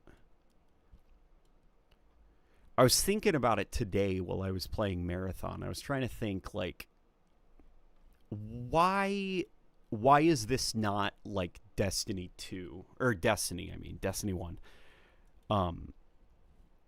Because not in like a, you know, Destiny is amazing and flawless and perfect and everyone should absolutely love it, but you know, whether you liked it or not, Destiny was gigantic, like huge at release, massive. So why isn't Marathon huge and massive? Like, it's the next Bungie game. And some of it, I think, is just due to the scale of it. Like, it's very, very small scale. Like, really small scale. I even think by extraction shooter measures, like, Arc Raiders kind of eclipses it and then runs laps around it in terms of, like, content and, I guess, like, the depth.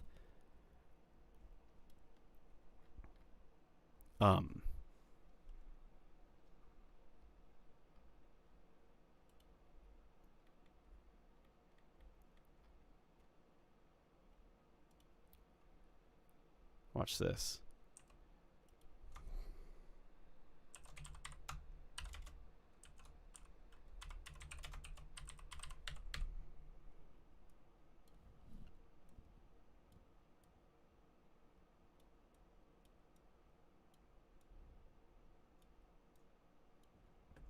At this point, I think we're just having fun. Actually, no, we're not going to say... We're going to say...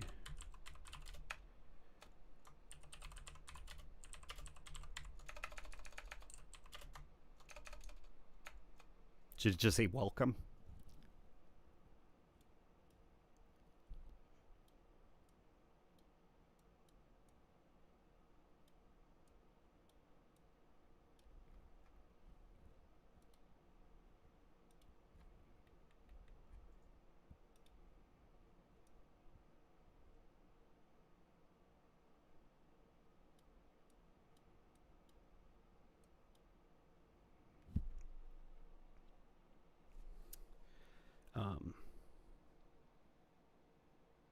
It's a marathon, not a sprint.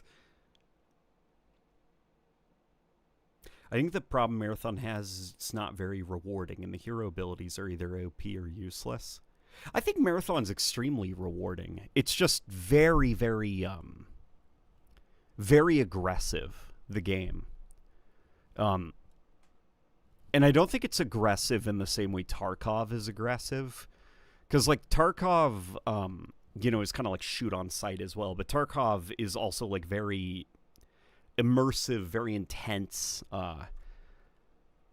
Everything from how you move about the environment to, like, the way that your guns handle and stuff. Where I think part of the reason that Marathon is so aggressive is because of really satisfying, gamey feedback. You know, the guns have very little recoil. They feel kind of like Destiny guns. The hit markers feel really satisfying. Hit detection feels really good. So it's like Crucible, you know? Like, you feel compelled to shoot things because you want to see that hit marker. You want to hear those nice satisfying sounds.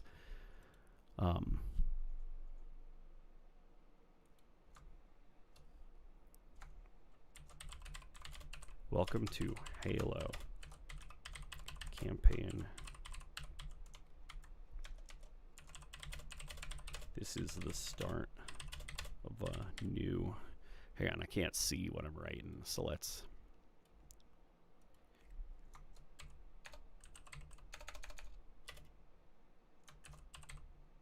Wait.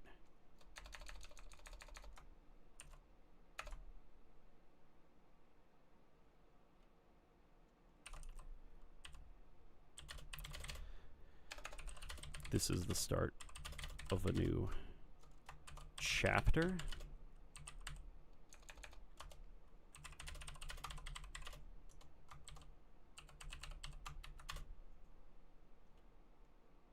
It was only right. Here, I'm trying to make like a very flowery sounding like intro thing, you know? Celebrate the occasion by returning. No, not capital returning to the story. Started it all.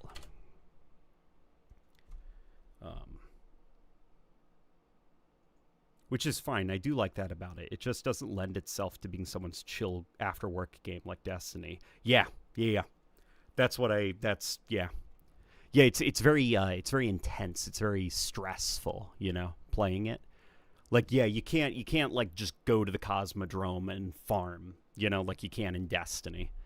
And I feel like what Marathon did, or what Arc Raiders was able to miraculously do, is it was able to create a combat loop that actually does kind of allow for chilling.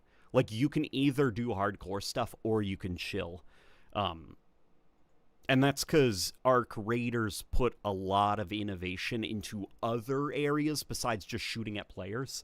Like it deliberately toned down hit feedback and like HUD, you know, like good boy, you're a good boy, here's a hit marker, here's a little treat, here's a cookie, like all of those, you know, Call of Duty jingles and stuff that make shooters feel really satisfying. It deliberately toned those down so that there is less of like a, you know, like the reward centers of your brain are chasing that next player kill.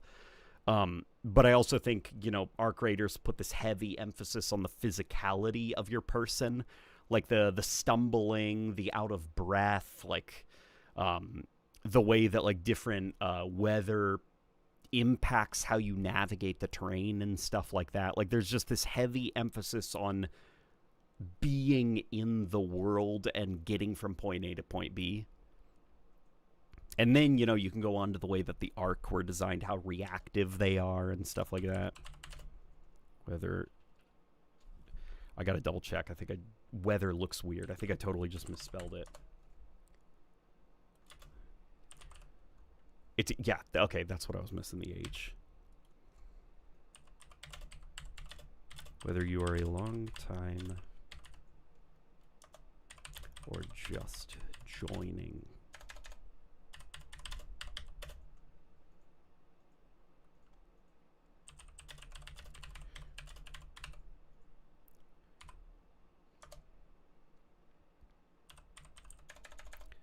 We hope you enjoy your visit to Alpha.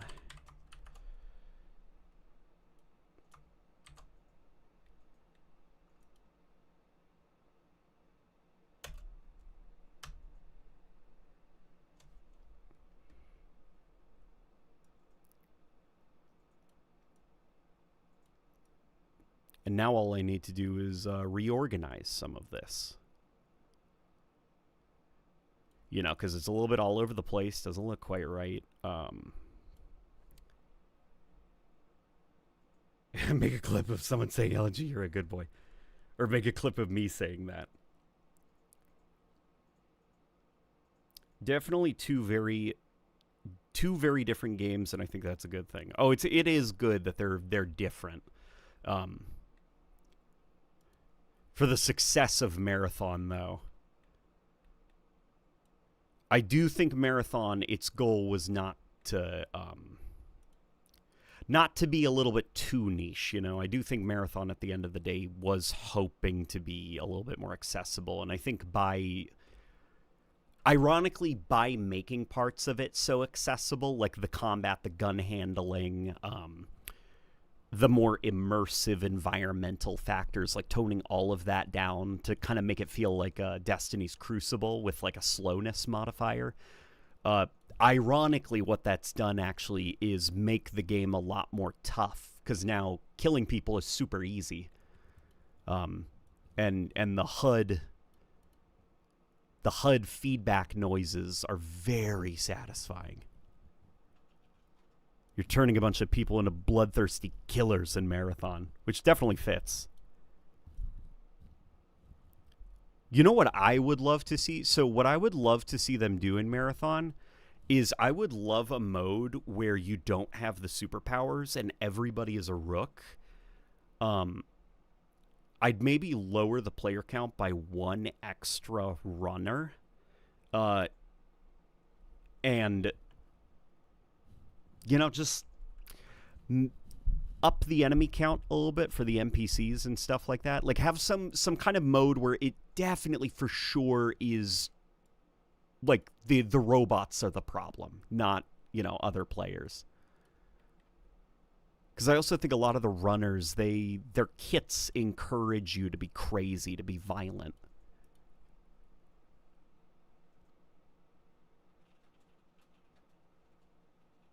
What is going on here? Hey, Pooping Pills. What do you think is the reason Microslop has not added the 360 Call of Duties, World at War, Modern Warfare 1, Modern Warfare 2, Black Ops 1, Modern Warfare 3, and BO2 to Game Pass? My hypothesis is because they do not have microtransactions. They see those games going Game Pass as a loss for revenue. Well, Black Ops 2 does have microtransactions. It was actually the first Call of Duty to get them. You can get these like skins. I think the reason that they are maybe not on Game Pass has to do with it was this agreement that was struck back when they bought Activision Blizzard, like I forgot who it was. Maybe it was the UK. It was like, okay, you guys can have, we'll let the deal go through, but you have to you have to promise, pretty please, that you're not going to just throw all the Call of Duty games onto Game Pass immediately, because that would be unfair. And I think what they ended up doing is they gave Ubisoft some kind of weird exclusive deal. Ubisoft has some like weird, shitty, like, you know, we want a cloud service too. And it's in parts of Europe, I think. And Ubisoft has exclusive streaming rights, I think, to the Call of Duty series being on that cloud service. And so, like, because of that agreement and stuff, Microsoft can't just put every Call of Duty game on Game Pass. Like, it's tangled up in a whole bunch of legal stuff.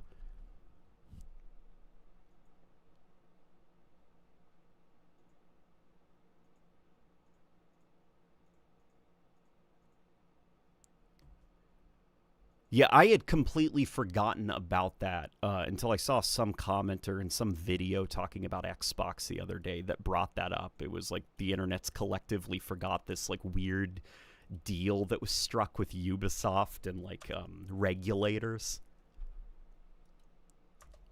So yeah, somehow like somebody could probably like hunt down the story that I'm talking about, and they could probably elaborate further in the chat.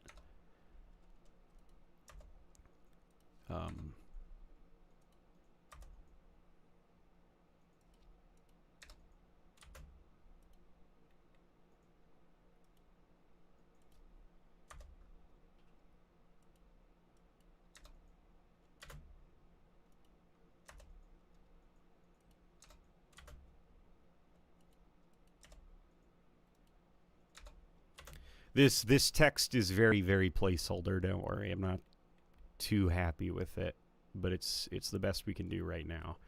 And then watch this. This is a little bit of cheating. It's a little bit of cheating that I'm doing here, stretching out some of the text, but Bungie did this as well in their instruction manual to make sure that everything fits.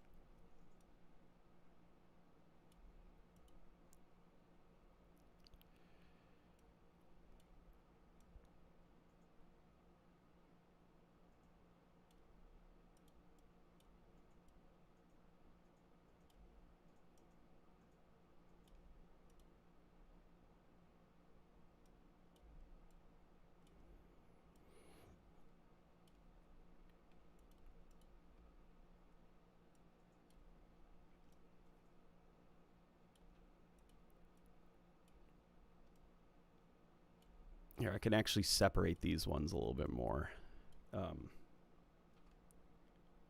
Yeah, it's regulators. Charging $30 a month or here in Canada, nearly $40 a month for Game Pass Ultimate. The one thing Microsoft could have done is give free microtransactions monthly like Fortnite Crew gives early, or even beta or alpha access to some games like Halo Campaign Evolved. Maybe some personal invites to events. Something for asking customers to pay so much. Yeah, the value, Game Pass's value, the cloud streaming stuff is really, really useful, really valuable. You know, and for some people that have a lot of free time, you know, the games on Game Pass, like, that's awesome. Like, that's such a good deal. But then there's some people who don't need all of those games. Like, I'm a person who would prefer to own the games than have them rented out to me, because I don't have the free time to be able to play so many games. You know, the $30 a month charge, it would be burning money because I wouldn't be able to get half of my money's worth from it. All I want is I want just the ability to play online. I don't need the free games. Just the ability to play online and maybe that streaming thing for my own games, you know?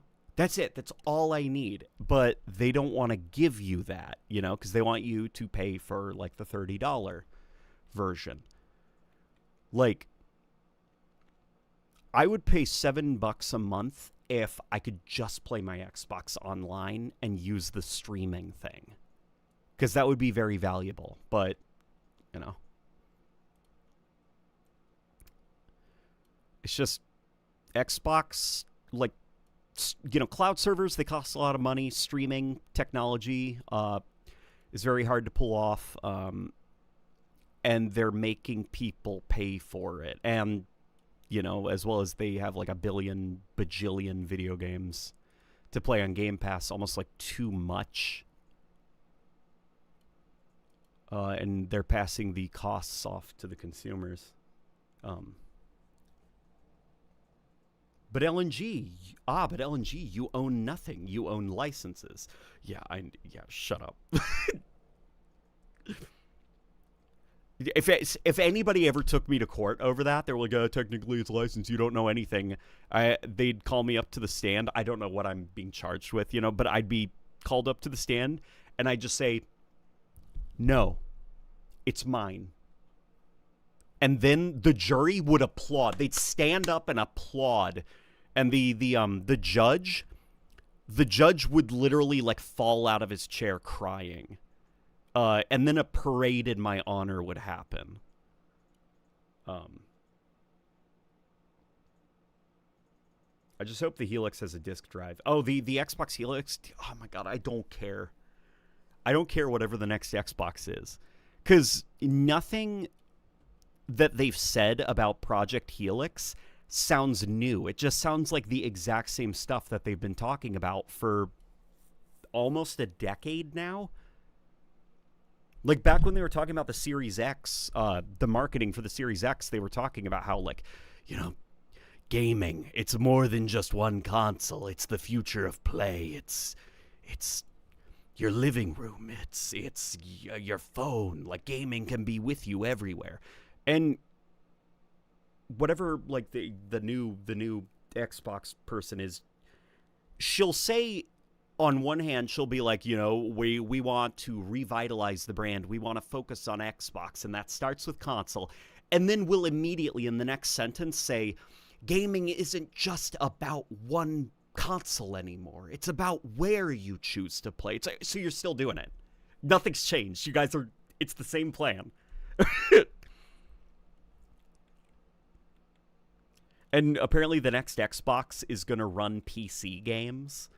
And the rumor mill has said that it's going to have a very PC-focused experience. I'm like, oh, so it's a computer like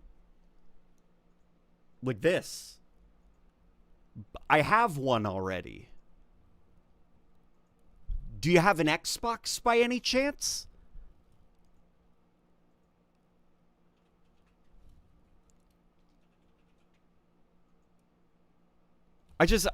I don't know what they could possibly offer with, like, it's like, no, you don't understand. It's a console, but it can do PC stuff now. It'll be cool for people who don't own a PC, but I'd imagine most people have PCs, right? At this point.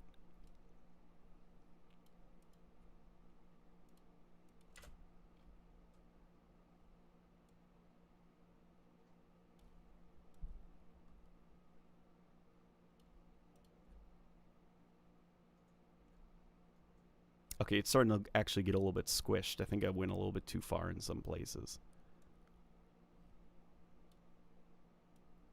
At this point, I'm okay with it being sloppy, taking a while, me making mistakes, because we're having fun talking now.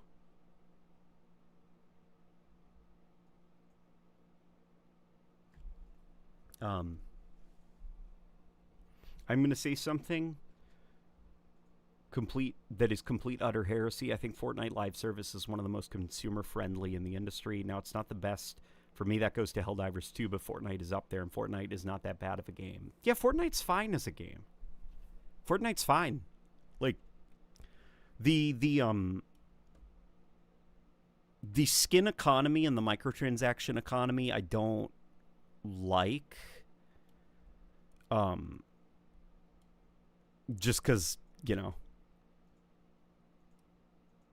I don't like it. I don't like skins, like digital items and stuff. I kind of yearn for the days where that's stuff that is like a part of the game that you can like earn for you to have. But I don't know, like Fortnite seems great.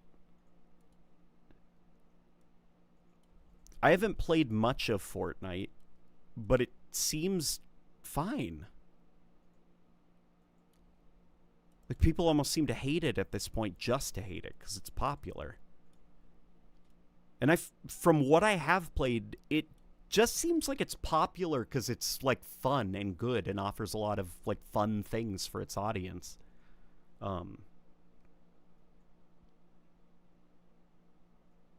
Ubisoft policy where you have to destroy your physical discs or cards after the license expires makes zero sense to me. Like, what if I just don't? They can't do anything because I still own the physical card or disc. What? Is that true? Does Ubisoft have a policy where they're like, you know, because they're like a French company. They're like, pretty, please promise that you will destroy your game disc. Your copy of Assassin's Creed.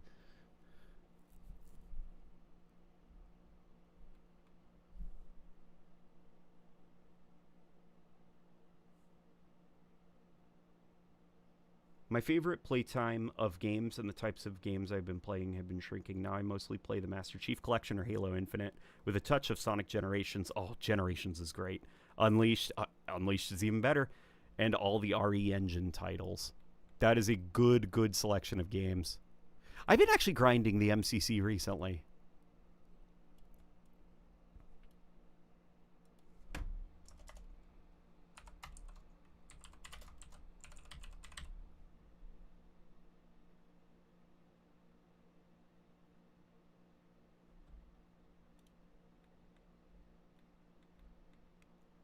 What do you guys think of this?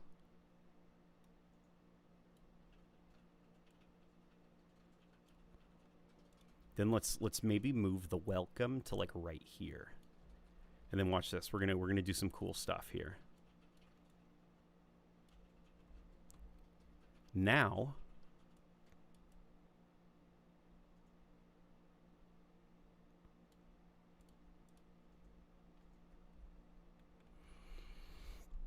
start here.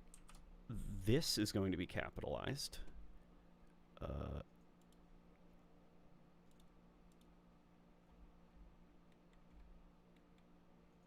Is this maybe too dark of a shade?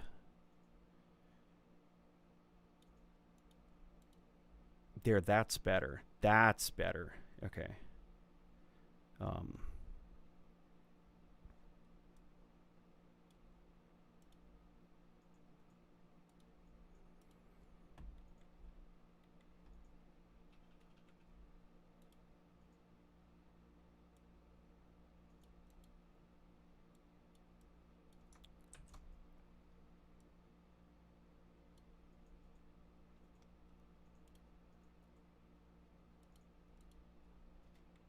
So what I'm thinking, this is something that I'm kind of establishing for my own videos when it comes to Halo 1 branding stuff. Whenever I have text like this, what I think I'm going to do is important words in a sentence. I'm going to highlight them, capitalize them, make them yellow so that they stand out against the white text, so that as you're reading, if you want to just skim through it, the important words are there. So, new chapter, celebrate, got it, you know. Like, you don't have to read all of this blah, blah, blah text. Like, if you want to just get the gist, I've highlighted all the important words for you.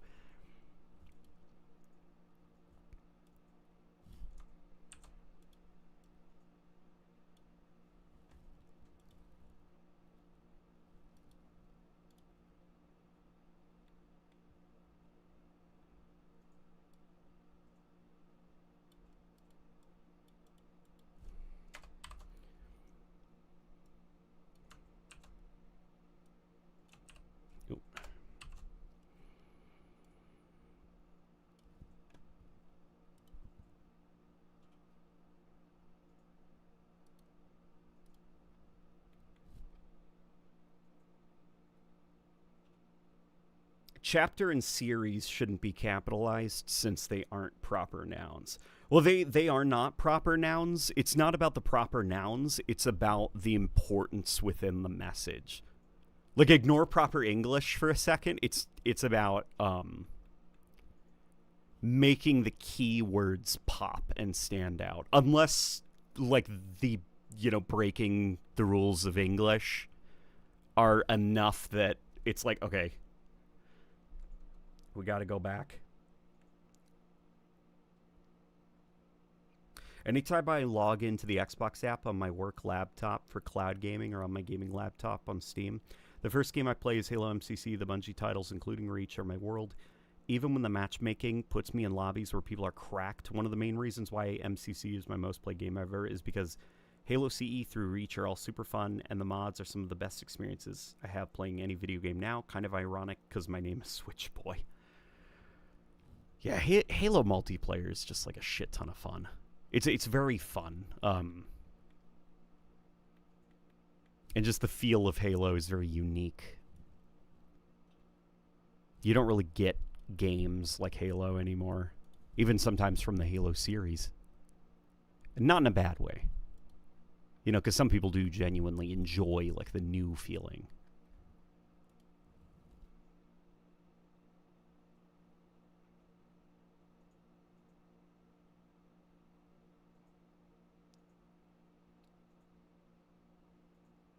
I haven't played much Halo. Been playing Helldivers. Hey, nothing wrong with playing Helldivers. Helldivers will always be fun. And forcing myself to play Battlefield 6.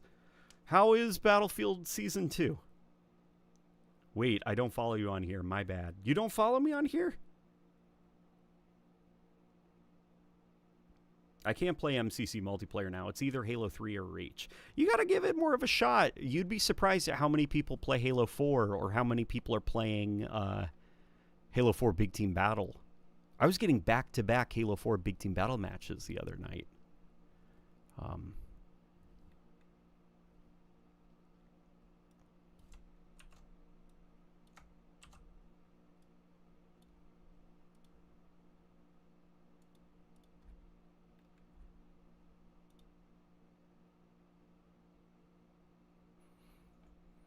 Yeah, like, look, what do you think? What do you think of this? And then for Campaign Evolved, let's actually set that to bold, and let's make it slightly bigger, the text.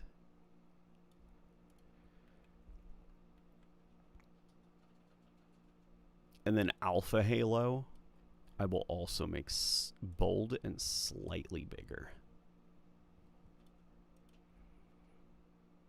No, that looks terrible. That looks fucking terrible. Immediate regret.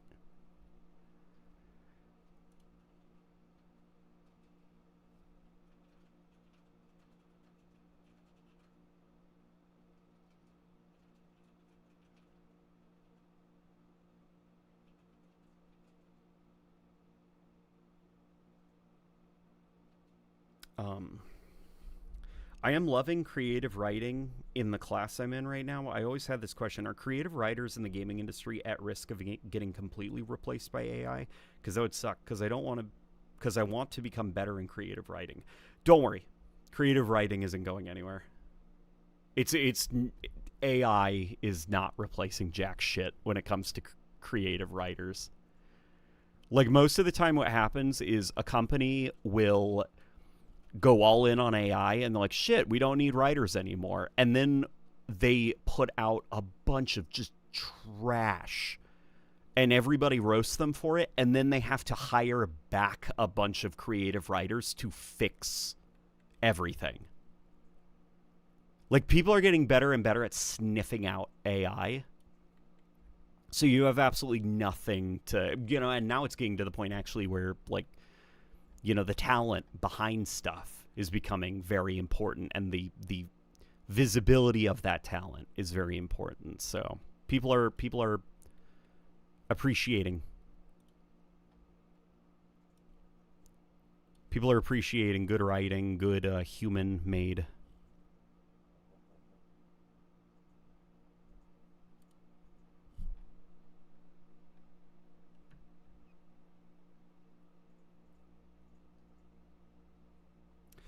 Some YouTuber put it best when he said, you should play Halo 4 multiplayer if you want to play Halo, but also turn off your brain like Call of Duty. Yeah, that's a good way to put it. Like, Halo 4 is Halo 4, like, now that, like, so much time has passed, like, what I think Halo 4 offers is it's very easy to play.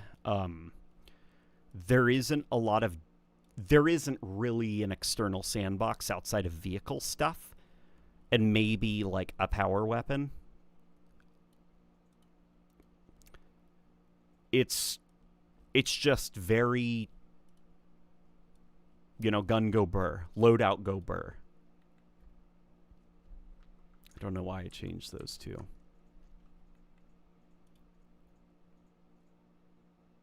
I don't know. What do you guys think of this? Did I go a little bit too crazy with the yellow? You know what? I regret doing this, capitalizing. You are correct.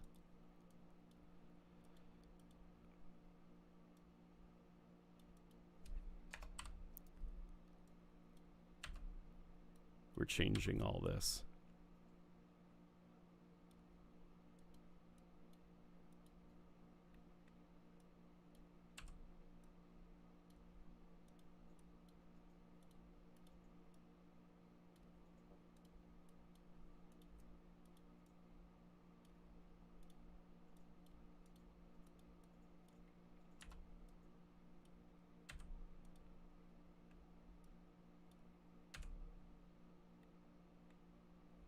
Yeah, that looks better. Looks less messy.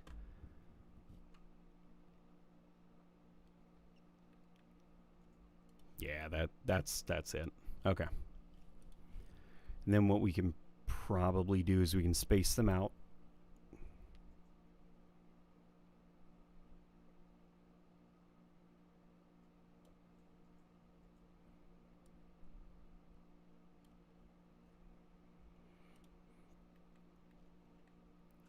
All right.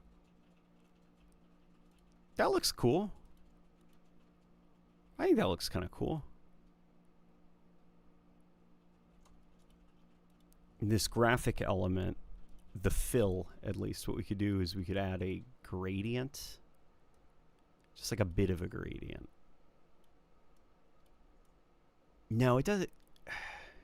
It doesn't really have a gradient, does it? You know what? It's fine. I'm going to leave it.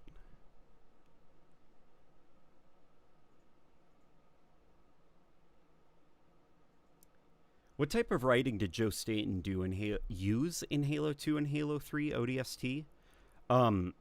Joe Staten, he writes things. I've heard from a developer that he writes kind of like a stage play. Like, that's his approach to script writing. He writes things more like a stage play.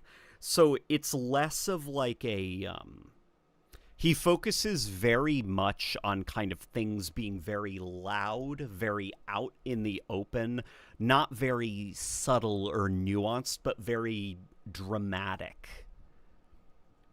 You know? So it's like keep things you can have like a story that is, you know, discussing some interesting themes, but it's like the most important thing is like keeping the story straightforward, keeping it very simple, and making sure that everything you're hitting, like every character has an extremely deliberate purpose within the story. Every line of dialogue, you know, keeps the momentum going forward. Like he just kind of like writes it like a stage play. He's very Shakespearean. Yeah, if you want to use the term Shakespearean, that's a good way to put it. And you kind of get that, you know? Like Halo 2 could probably, you know, if it wasn't for the fact one of the main characters is an alien, or multiple main characters are aliens, Halo 2's cutscenes could definitely work as a play. You know, they're very dramatic, very lots of betrayal and backstabbing and politics and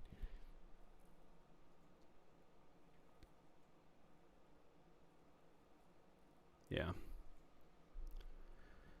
And the same for ODST. I mean, ODST's opening cutscene feels like it is in a play. You know, it feels like it's on a stage.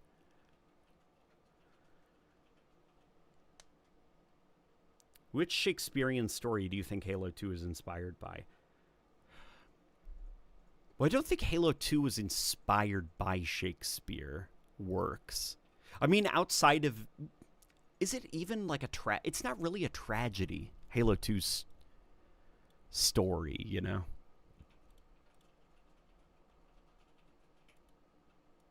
It isn't really a tragedy, is it?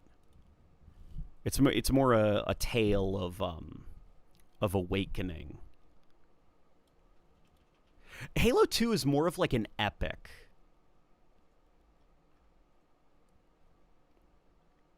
It's like a great epic. You know, this journey where everybody is changed by the story that unfolds. You know, heroes, villains, space opera kinda, like Star Wars. Yeah, it's very space opera. Like it's operatic in just how dramatic it is. Like just how fucking nuts it is. And the fact that it's nuts and revolves around a handful of people, you know? That's what gives it that operatic quality. Like the entire Human Covenant War, millions of soldiers on both sides of the conflict, and the resolution of the conflict came down to the beef between like 7 to 8 people, you know? Like it's very, very space opera-y. And the thing about space operas is they can very easily kind of fall apart and come off as very hammy and like corny and kind of like lame. But Joe Staten is just really damn good at writing space opera.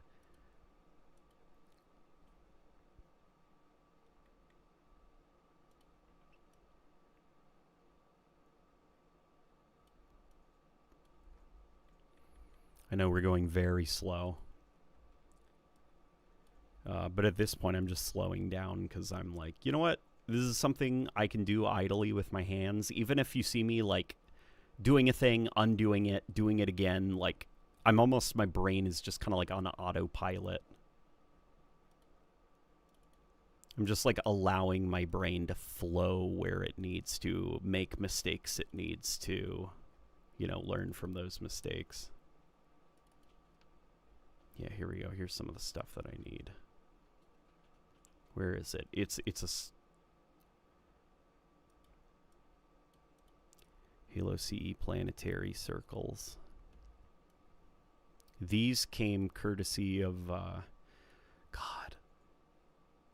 God, why can't I remember his name? I'm blanking on his name. Shit, he was very kind to give me some of these, even though I think I might have to trace over some of these. I don't think some of these are perfect circles. Yeah, you know what? These are not actually perfect circles, so hang on. What we might have to do is make our own.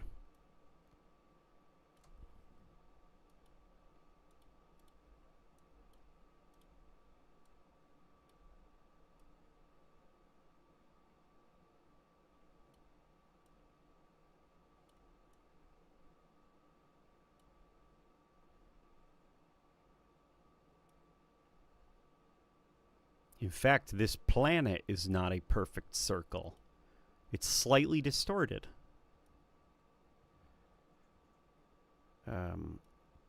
So let's squish, because people aren't going to notice. It's going to be a still image.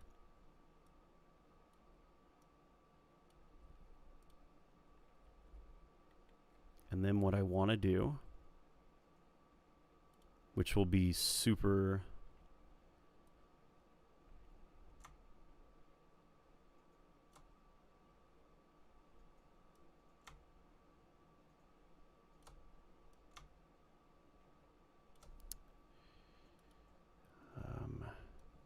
Here, let me move these.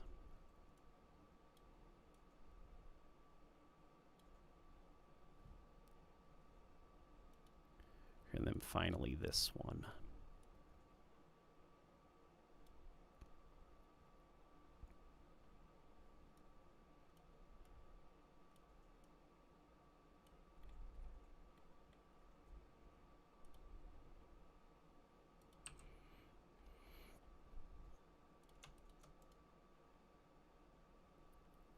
I can also nest these, and then what I'm going to do is just... There we go. See, very faint looking. I think the moon is just misshapen. I think it might also have been warped by the field of view I had selected. I think I had this field of view set at 90. So there's a tiny bit of fishbowling, because Halo 1 was not supposed to be a 90 FOV. I think, isn't like Halo 1's field of view supposed to be something like, I want to see 78 or 84?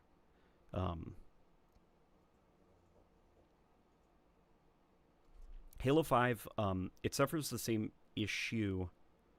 Wait, let me go back up. Whenever I try to make a story in my diary, set it in the Halo universe, all my knowledge of Halo logic and lore goes out the window.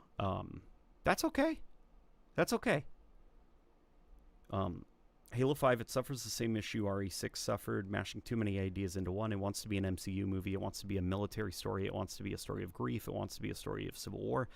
It wants to be a Black Ops-esque story, but it appeals to no one. I think mostly what kind of set Halo 5 back was that it tonally was a sequel to Halo 4, but creatively its goal was to be a more simple story compared to Halo 4. A bit more of like a summer blockbuster movie. You know, like the Avengers, which it was inspired by. And, you know, you can't really do half and half of deep story and also shallow blockbuster movie.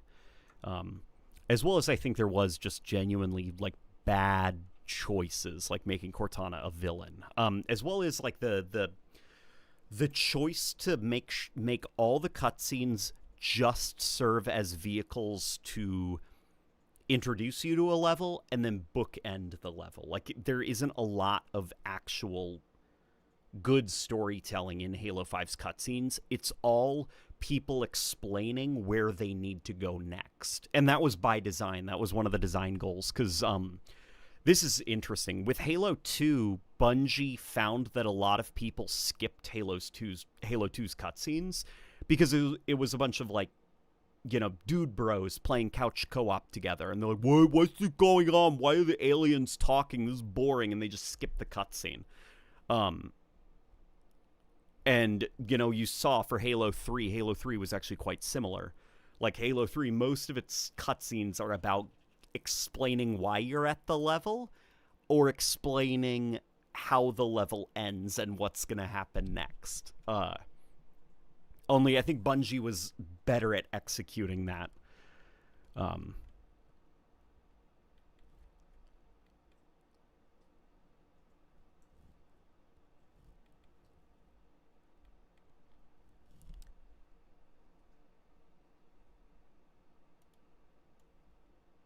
Oops.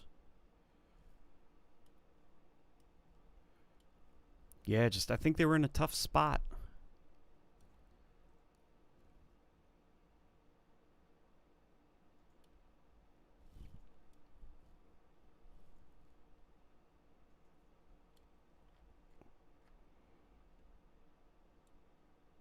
Here, let's bring this up above.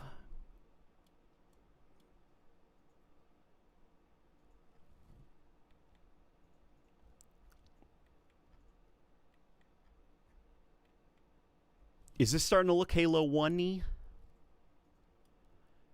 Is this starting to look Halo 1-y, everybody? Then there is Halo Infinite. From the camera work to the dynamics between Fernando and Joyous, the vibe I got 343 was inspired by God of War 2018. The one-shot camera work, the dynamics between Kratos and Atreus, Kratos being a father rather than a badass Greek warrior. That's what I got from Halo Infinite. You are on the money in terms of, like, the father dynamic and, you know, the dynamic between the different characters. But here's something interesting. Halo Infinite's story, the concepts for it were before God of War 2018 came out. Like, it just kind of was a coincidence that both 343 Industries and Sony Santa Monica had the same idea for rebooting their franchise and kind of doing, you know, turning Kratos into a sad dad. And Chief also sort of, you know, into a sad dad, like making both games sad dad games.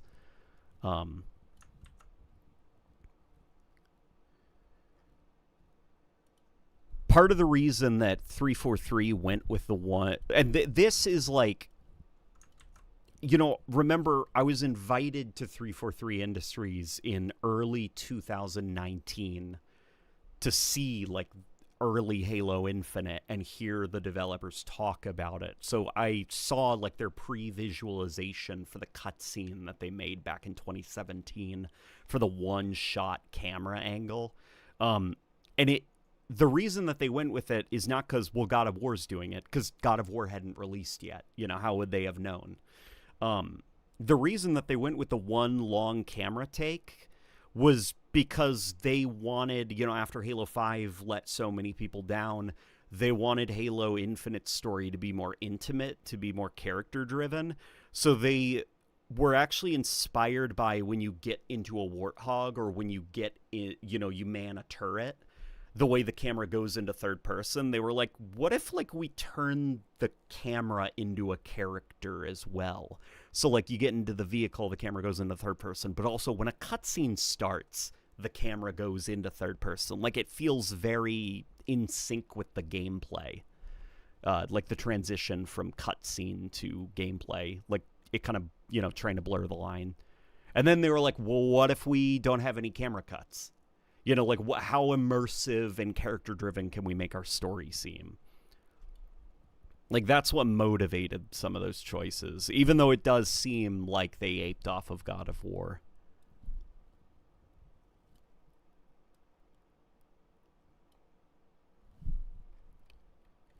Okay, and now what we can do is the fun part, which is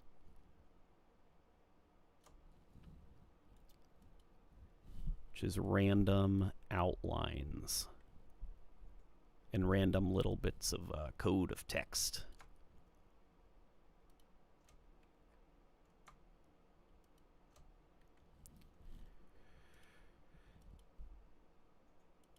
God, this stuff is super stimmy to me. I don't know why this, like the little code details.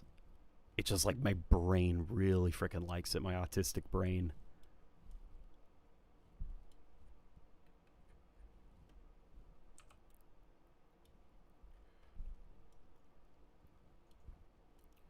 probably going to do is we're going to move it down here.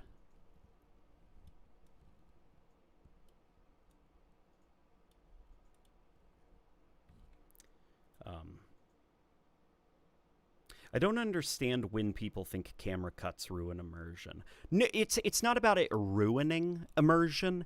It's about making a more immersive experience. Like, there's a difference. Making a more immersive experience is not saying camera cuts ruin immersion.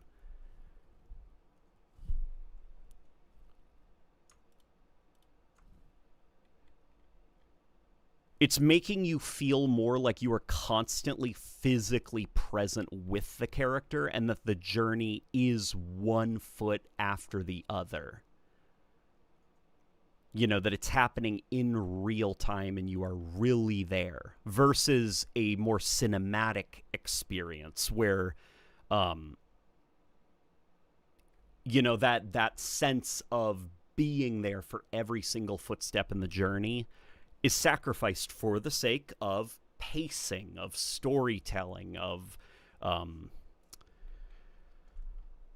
you know, drama, like all of that stuff. It is not, like, don't get it twisted. It is not saying that, it is not demeaning one type of storytelling over another.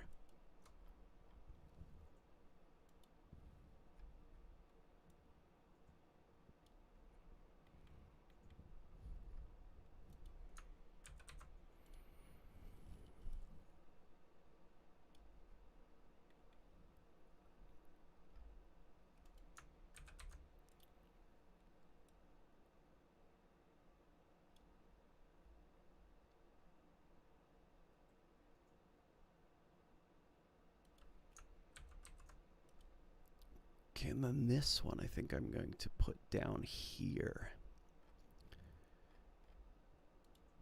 And now,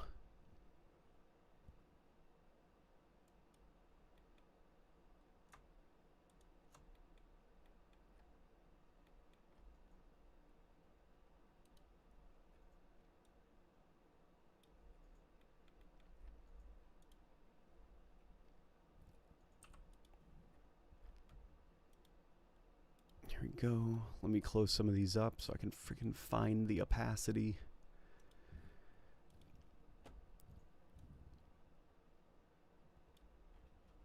There we go.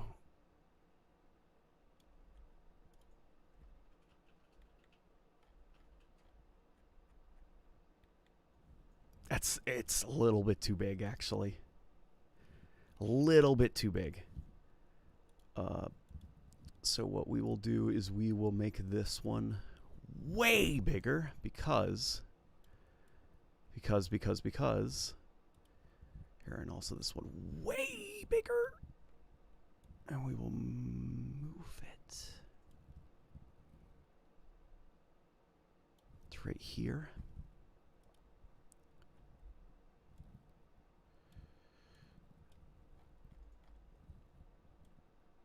Let me attach them. This little, I'm not even sure what I'd call this thing. This little, like, yeah, look, here. There we go. See, now it's like,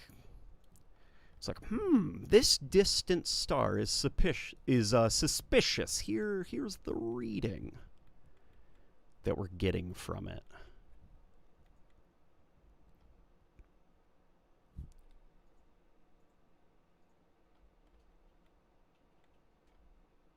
Is Switchboy Mr. Nowhere's alternate account? No. Switchboy is very cool. After Reach, why do you think the death screams for the Spartans from Halo CE through 3 never returned? Instead, we got more generic death sounds. In my humble opinion, I miss the screams from Halo CE through 3, especially that rare goofy scream Chief yelped out in Halo 2. Well, there's still goofy screams. Isn't, like, the ones in Halo 1, I think, are all done by Steve Downes? In Halo Infinite, the death screams are tied to the different voices you can select. Is it by accident or on purpose? Covenant enemies in CE2, 3, ODST, and Reach friendly fire by accident at each other when they panic or get reckless. Because that happened to me when I was fighting grunts, jackals, and a zealot on assault on the control room. When one of the grunt miners threw a sticky grenade, he threw it at a wall and injured one of his jackal buddies and stripped the zealot's shields. That was definitely an AI, like, goof.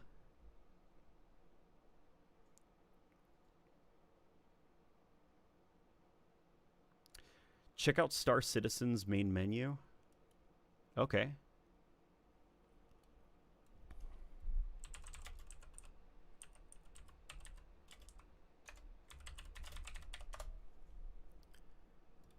Let's see.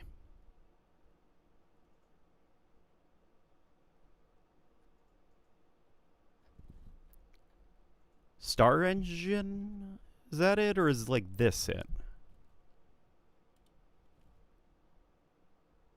That's great. Hang on. What the fuck? You guys seeing this? This feels like Halo coded. Is this giving Halo a little bit?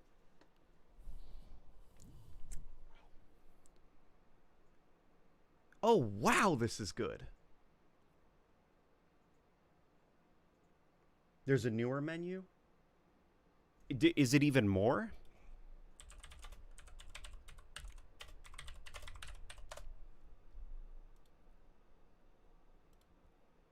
Is this it?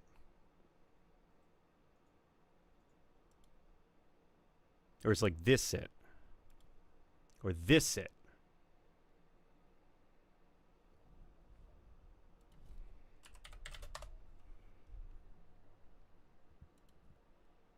That was 7 years ago, so that's definitely not it. That was 10 years ago, so that's super duper not it. This is closer. This feels like, it feels a little bit like Halo.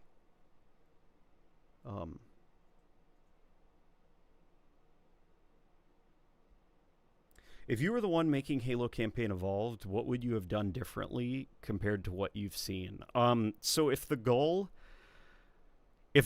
was to remake the original game, to be honest, I probably would have taken more creative risks with it. Like, this is going to sound really weird. It's not ambitious enough. It's using, like, the Halo Reach engine. It's using Reach animations and stuff. It's using Halo Infinite first-person, animations and stuff like that. All of the stuff it's doing is rooted in tech and animations from prior games in the series. Even down to the, like, the engine is, like, the Reach engine. Like, what I'm thinking, and maybe this is, like, stupid, and probably why I should not ever touch like a remake of a Halo game. I feel like gosh golly, I'd say to them, if we want to remake Halo and attract a bunch of people, we need to go all the fuck out. We need to look at like what Resident Evil 2 remake did, or the Resident Evil 4 remake. Like, dude, if we're gonna be changing stuff, we gotta commit to changing stuff. We can't do this half measure where it kind of feels like Halo Reach under the hood, but the levels are laid out like Halo 1. Like, no, it's like everything's going to be different. New animations, new character models, new AI, new animations. Nothing's going to be off the table.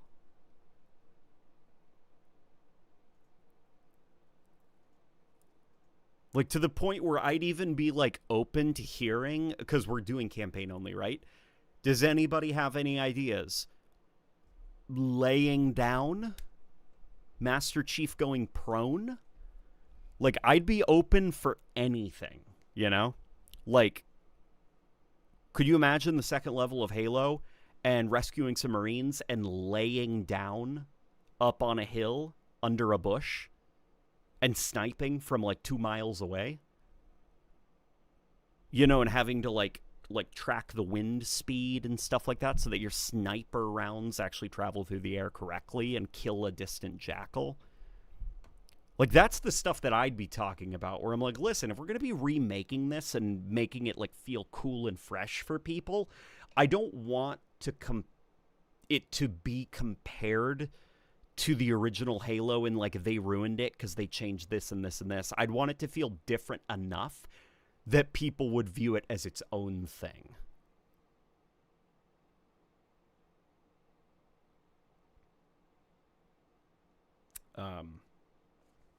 But yeah.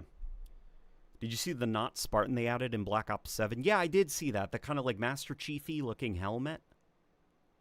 It's weird because that's the second kind of Halo-y looking thing that was added to Black Ops 7. And we know that Call of Duty had a like a Halo crossover that was ready to go for Black Ops 6. And for some reason, it didn't release with Black Ops 6.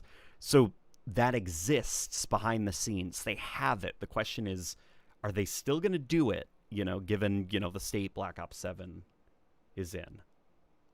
Or are they is it scrapped and they're cannibalizing the parts from it and releasing different aspects of it? Like they released like what really, really looks like an ODST helmet. And I'm like, was that part of the Halo crossover? And what they did was they tried to strip out as much of the Halo branding as they could. I don't know.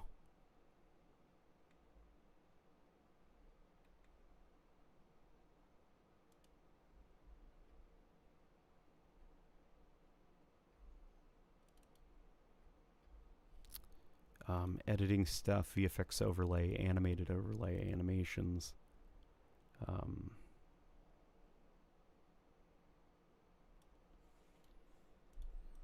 we go.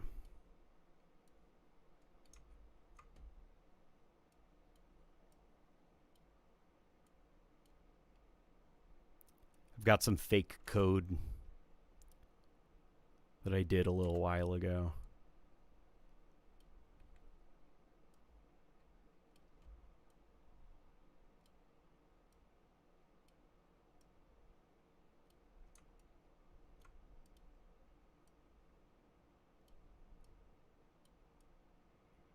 Here, we're putting this up here, and then what we are going to do is we are going to apply depth of field to it, make it look like it's kind of in the foreground.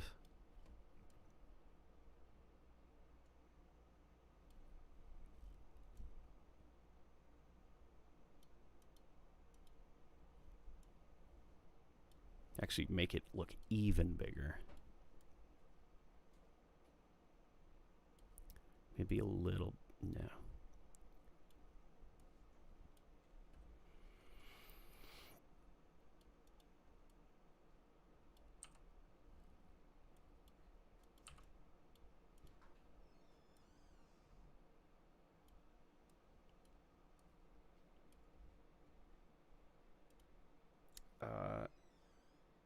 So your remake would be full Unreal Engine 5 and new animations. Yeah, probably. Since I got here late, what does the main menu look like now? Well, at the beginning, I was having a hard time focusing, grounding myself, like being able to stay on topic a little bit, because it turns out it's kind of like hard to design when you actually don't have a solid plan in place. So now I think we're just kind of goofing off. What I was like is let's do something that just kind of like gives Halo 1, Let's not worry about UI. Let's not worry about main menu.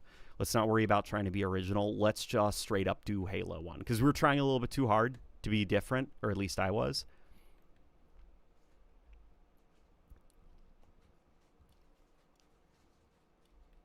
So now let's just do something that feels kind of like in the spirit of Halo 1. And what do you think so far?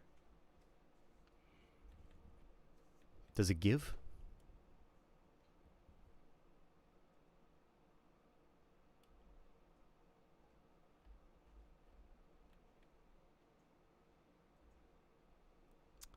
Either way, it is 10:30, friends. I am going to be. I gotta close up now because I wanna hang out with my wife, my lovely partner in life. Want to get some sleep. Get to bed at a decent hour. What is this? Oh, you know what? You guys weren't supposed to see this, but since you did, let's talk about it here. Here are some of my video notes. What do you think of this idea? What do you think of this idea for a video? This is something that I could potentially do. Ignore the inflammatory title right here. This is basically to get the point across in a very blunt way. Basically, it's a video talking about how the fall of Halo is not because of casuals, it's not because of pros, and casual players rejecting Halo competitive is not good. It's not healthy for the series. Like, competitive Halo brings in money, it brings eyes to the franchise. 4v4 Halo, like, people buy Halo to play competitive Halo. There's tournaments, there's teams and stuff. It keeps eyes on the brand. And it is not what ruins Halo or something. And getting rid of competitive Halo would actually probably cause more issues for Halo than people realize. What Halo is it's a sandbox game. It can be both competitive and casual. It doesn't have to be one or the other. Just by nature of what you spawn players with in a match can make it competitive or casual. So demanding that competitive Halo is removed from the series, that's dumb. What you're essentially doing is limiting Halo. You're placing, you're restraining what Halo used to be by placing a limit on it. And then probably going more in the direction of the issue is that 343 Industries run on Halo. What they actually struggled with was not focusing too much on the pros or focusing too much on the casuals. It was delivering a well-rounded Halo experience. Yeah.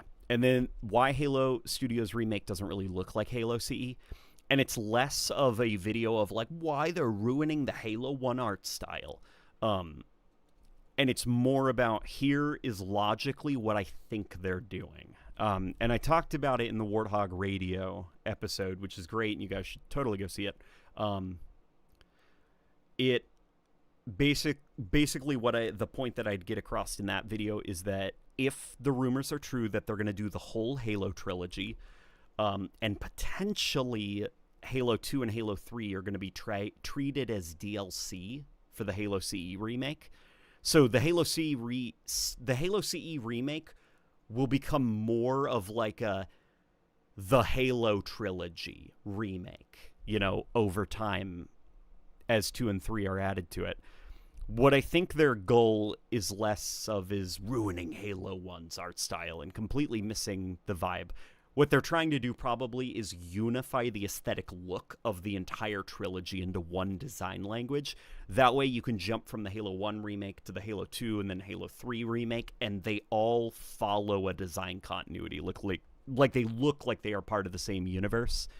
And sequentially, they look like they take part, one after the other. Because the original Halo trilogy, they took place years apart from each other, different forms of technology, like the art direction changed, lighting improved, texture quality, materials, like all of that stuff. So the design language of the universe evolved from Halo 1 to Halo 3.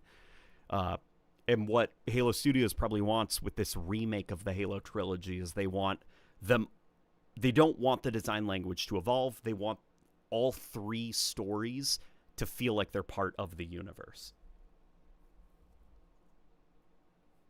And that's what I think they're doing. And that's not me agreeing with that, by the way, because I don't actually agree with that choice. I think that's very boring creatively. In my opinion, it's more interesting to treat each game as its own work of art and take the soul of each game and see if you can expand on it and bring it up even further.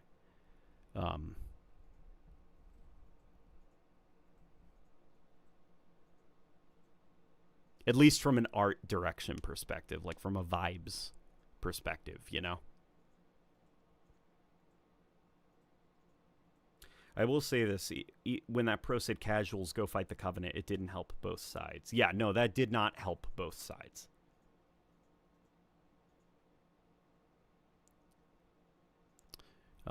Yeah. Not gonna lie, I'd prefer they just try something newer rather than spending the next 6 years remaking the originals. I agree with you. But I think the reason that they're remaking the originals is not... Some of it is definitely reviving the brand a little bit, like rebooting it, rewinding a little bit and maybe starting from the beginning. But some of it, I think, also is getting stuff out the door, because... it's the same reason, like, we live in this remake culture for games where it feels like every year you see the announcement of 2 to 3 game remakes. Because modern video games they've gotten to the point where they take so goddamn long to make that studios are greenlighting remakes and remasters just so that something is out the door. Because at least with a remake or a remaster, the game design and game direction is already there. So that's pre-production. You skip pre-production and you basically get right into production. Well, that's, it's not quite like that. There is still pre-production even on a remake, but hopefully you catch my drift. Like that trial and error of like figuring out the direction of the game. You don't have to do that. You already know what the game is. Now you just have to kind of decide on how you're going to remake it. Like part of the reason that Sony, like the Horizon Zero Dawn remaster that wasn't needed and nobody asked for, the reason they did that is so that there could be something. Because Guerrilla Games is taking an extremely long time making that bad Concord-like. Set in the Horizon universe that no one asked for. And the guys that made that, what's that motorcycle zombie game with that asshole protagonist that no one likes? Days Gone? Days Before? Days Gone. That's what it's called, right? The reason that they did that remastered, where they just basically changed the color temperature, is because... their next game is a long ways out, so they got to have something. They got to make some money. Yeah, so it's just, like, we need something out the door right now. Remake the Halo trilogy.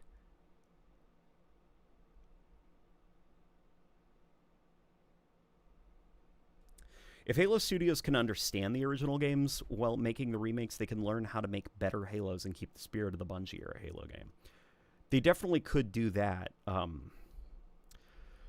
They could do that just, based on what we played, like, immediately, like, just straight up not having D-scope in Halo 1. Like, it's gone. Like, there's no D-scope in Halo 1, the Halo 1 remake. And you may think, oh, well, that's probably good, right? And it may seem good, but that changes how players play Halo 1.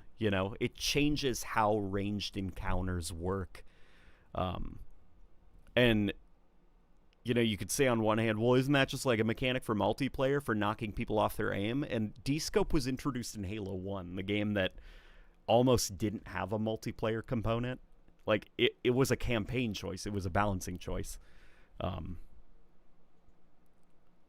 And just straight up being like, get rid of it, it's annoying, and not having any alternative to it. Because what D-scope does is it also is a way to keep the player in check. Because, if you play Halo 1 with no D-scope, you can just sit at far away from every encounter and just like take pot shots at them, or even, you know, at medium range and zoom in and you just nail every single hit. You don't ever have to get too close to them.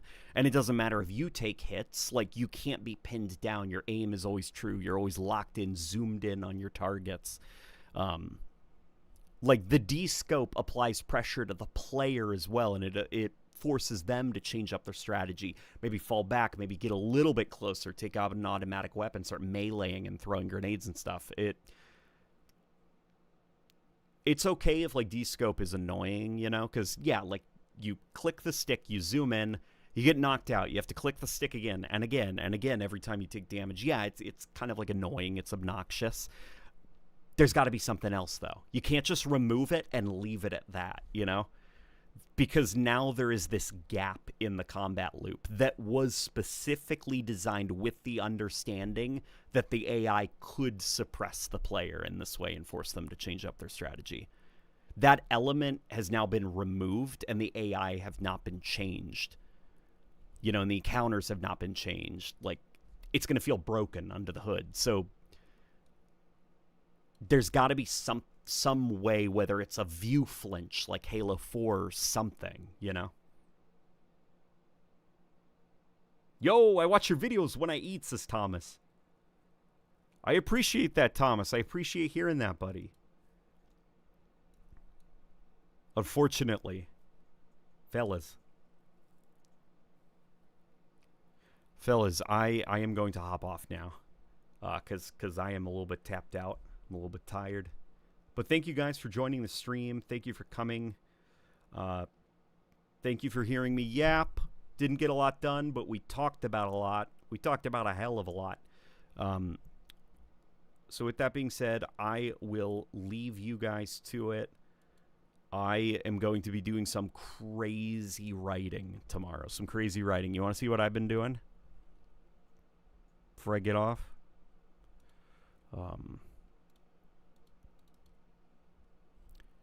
There's a reason that I have all these ammo counters saved here.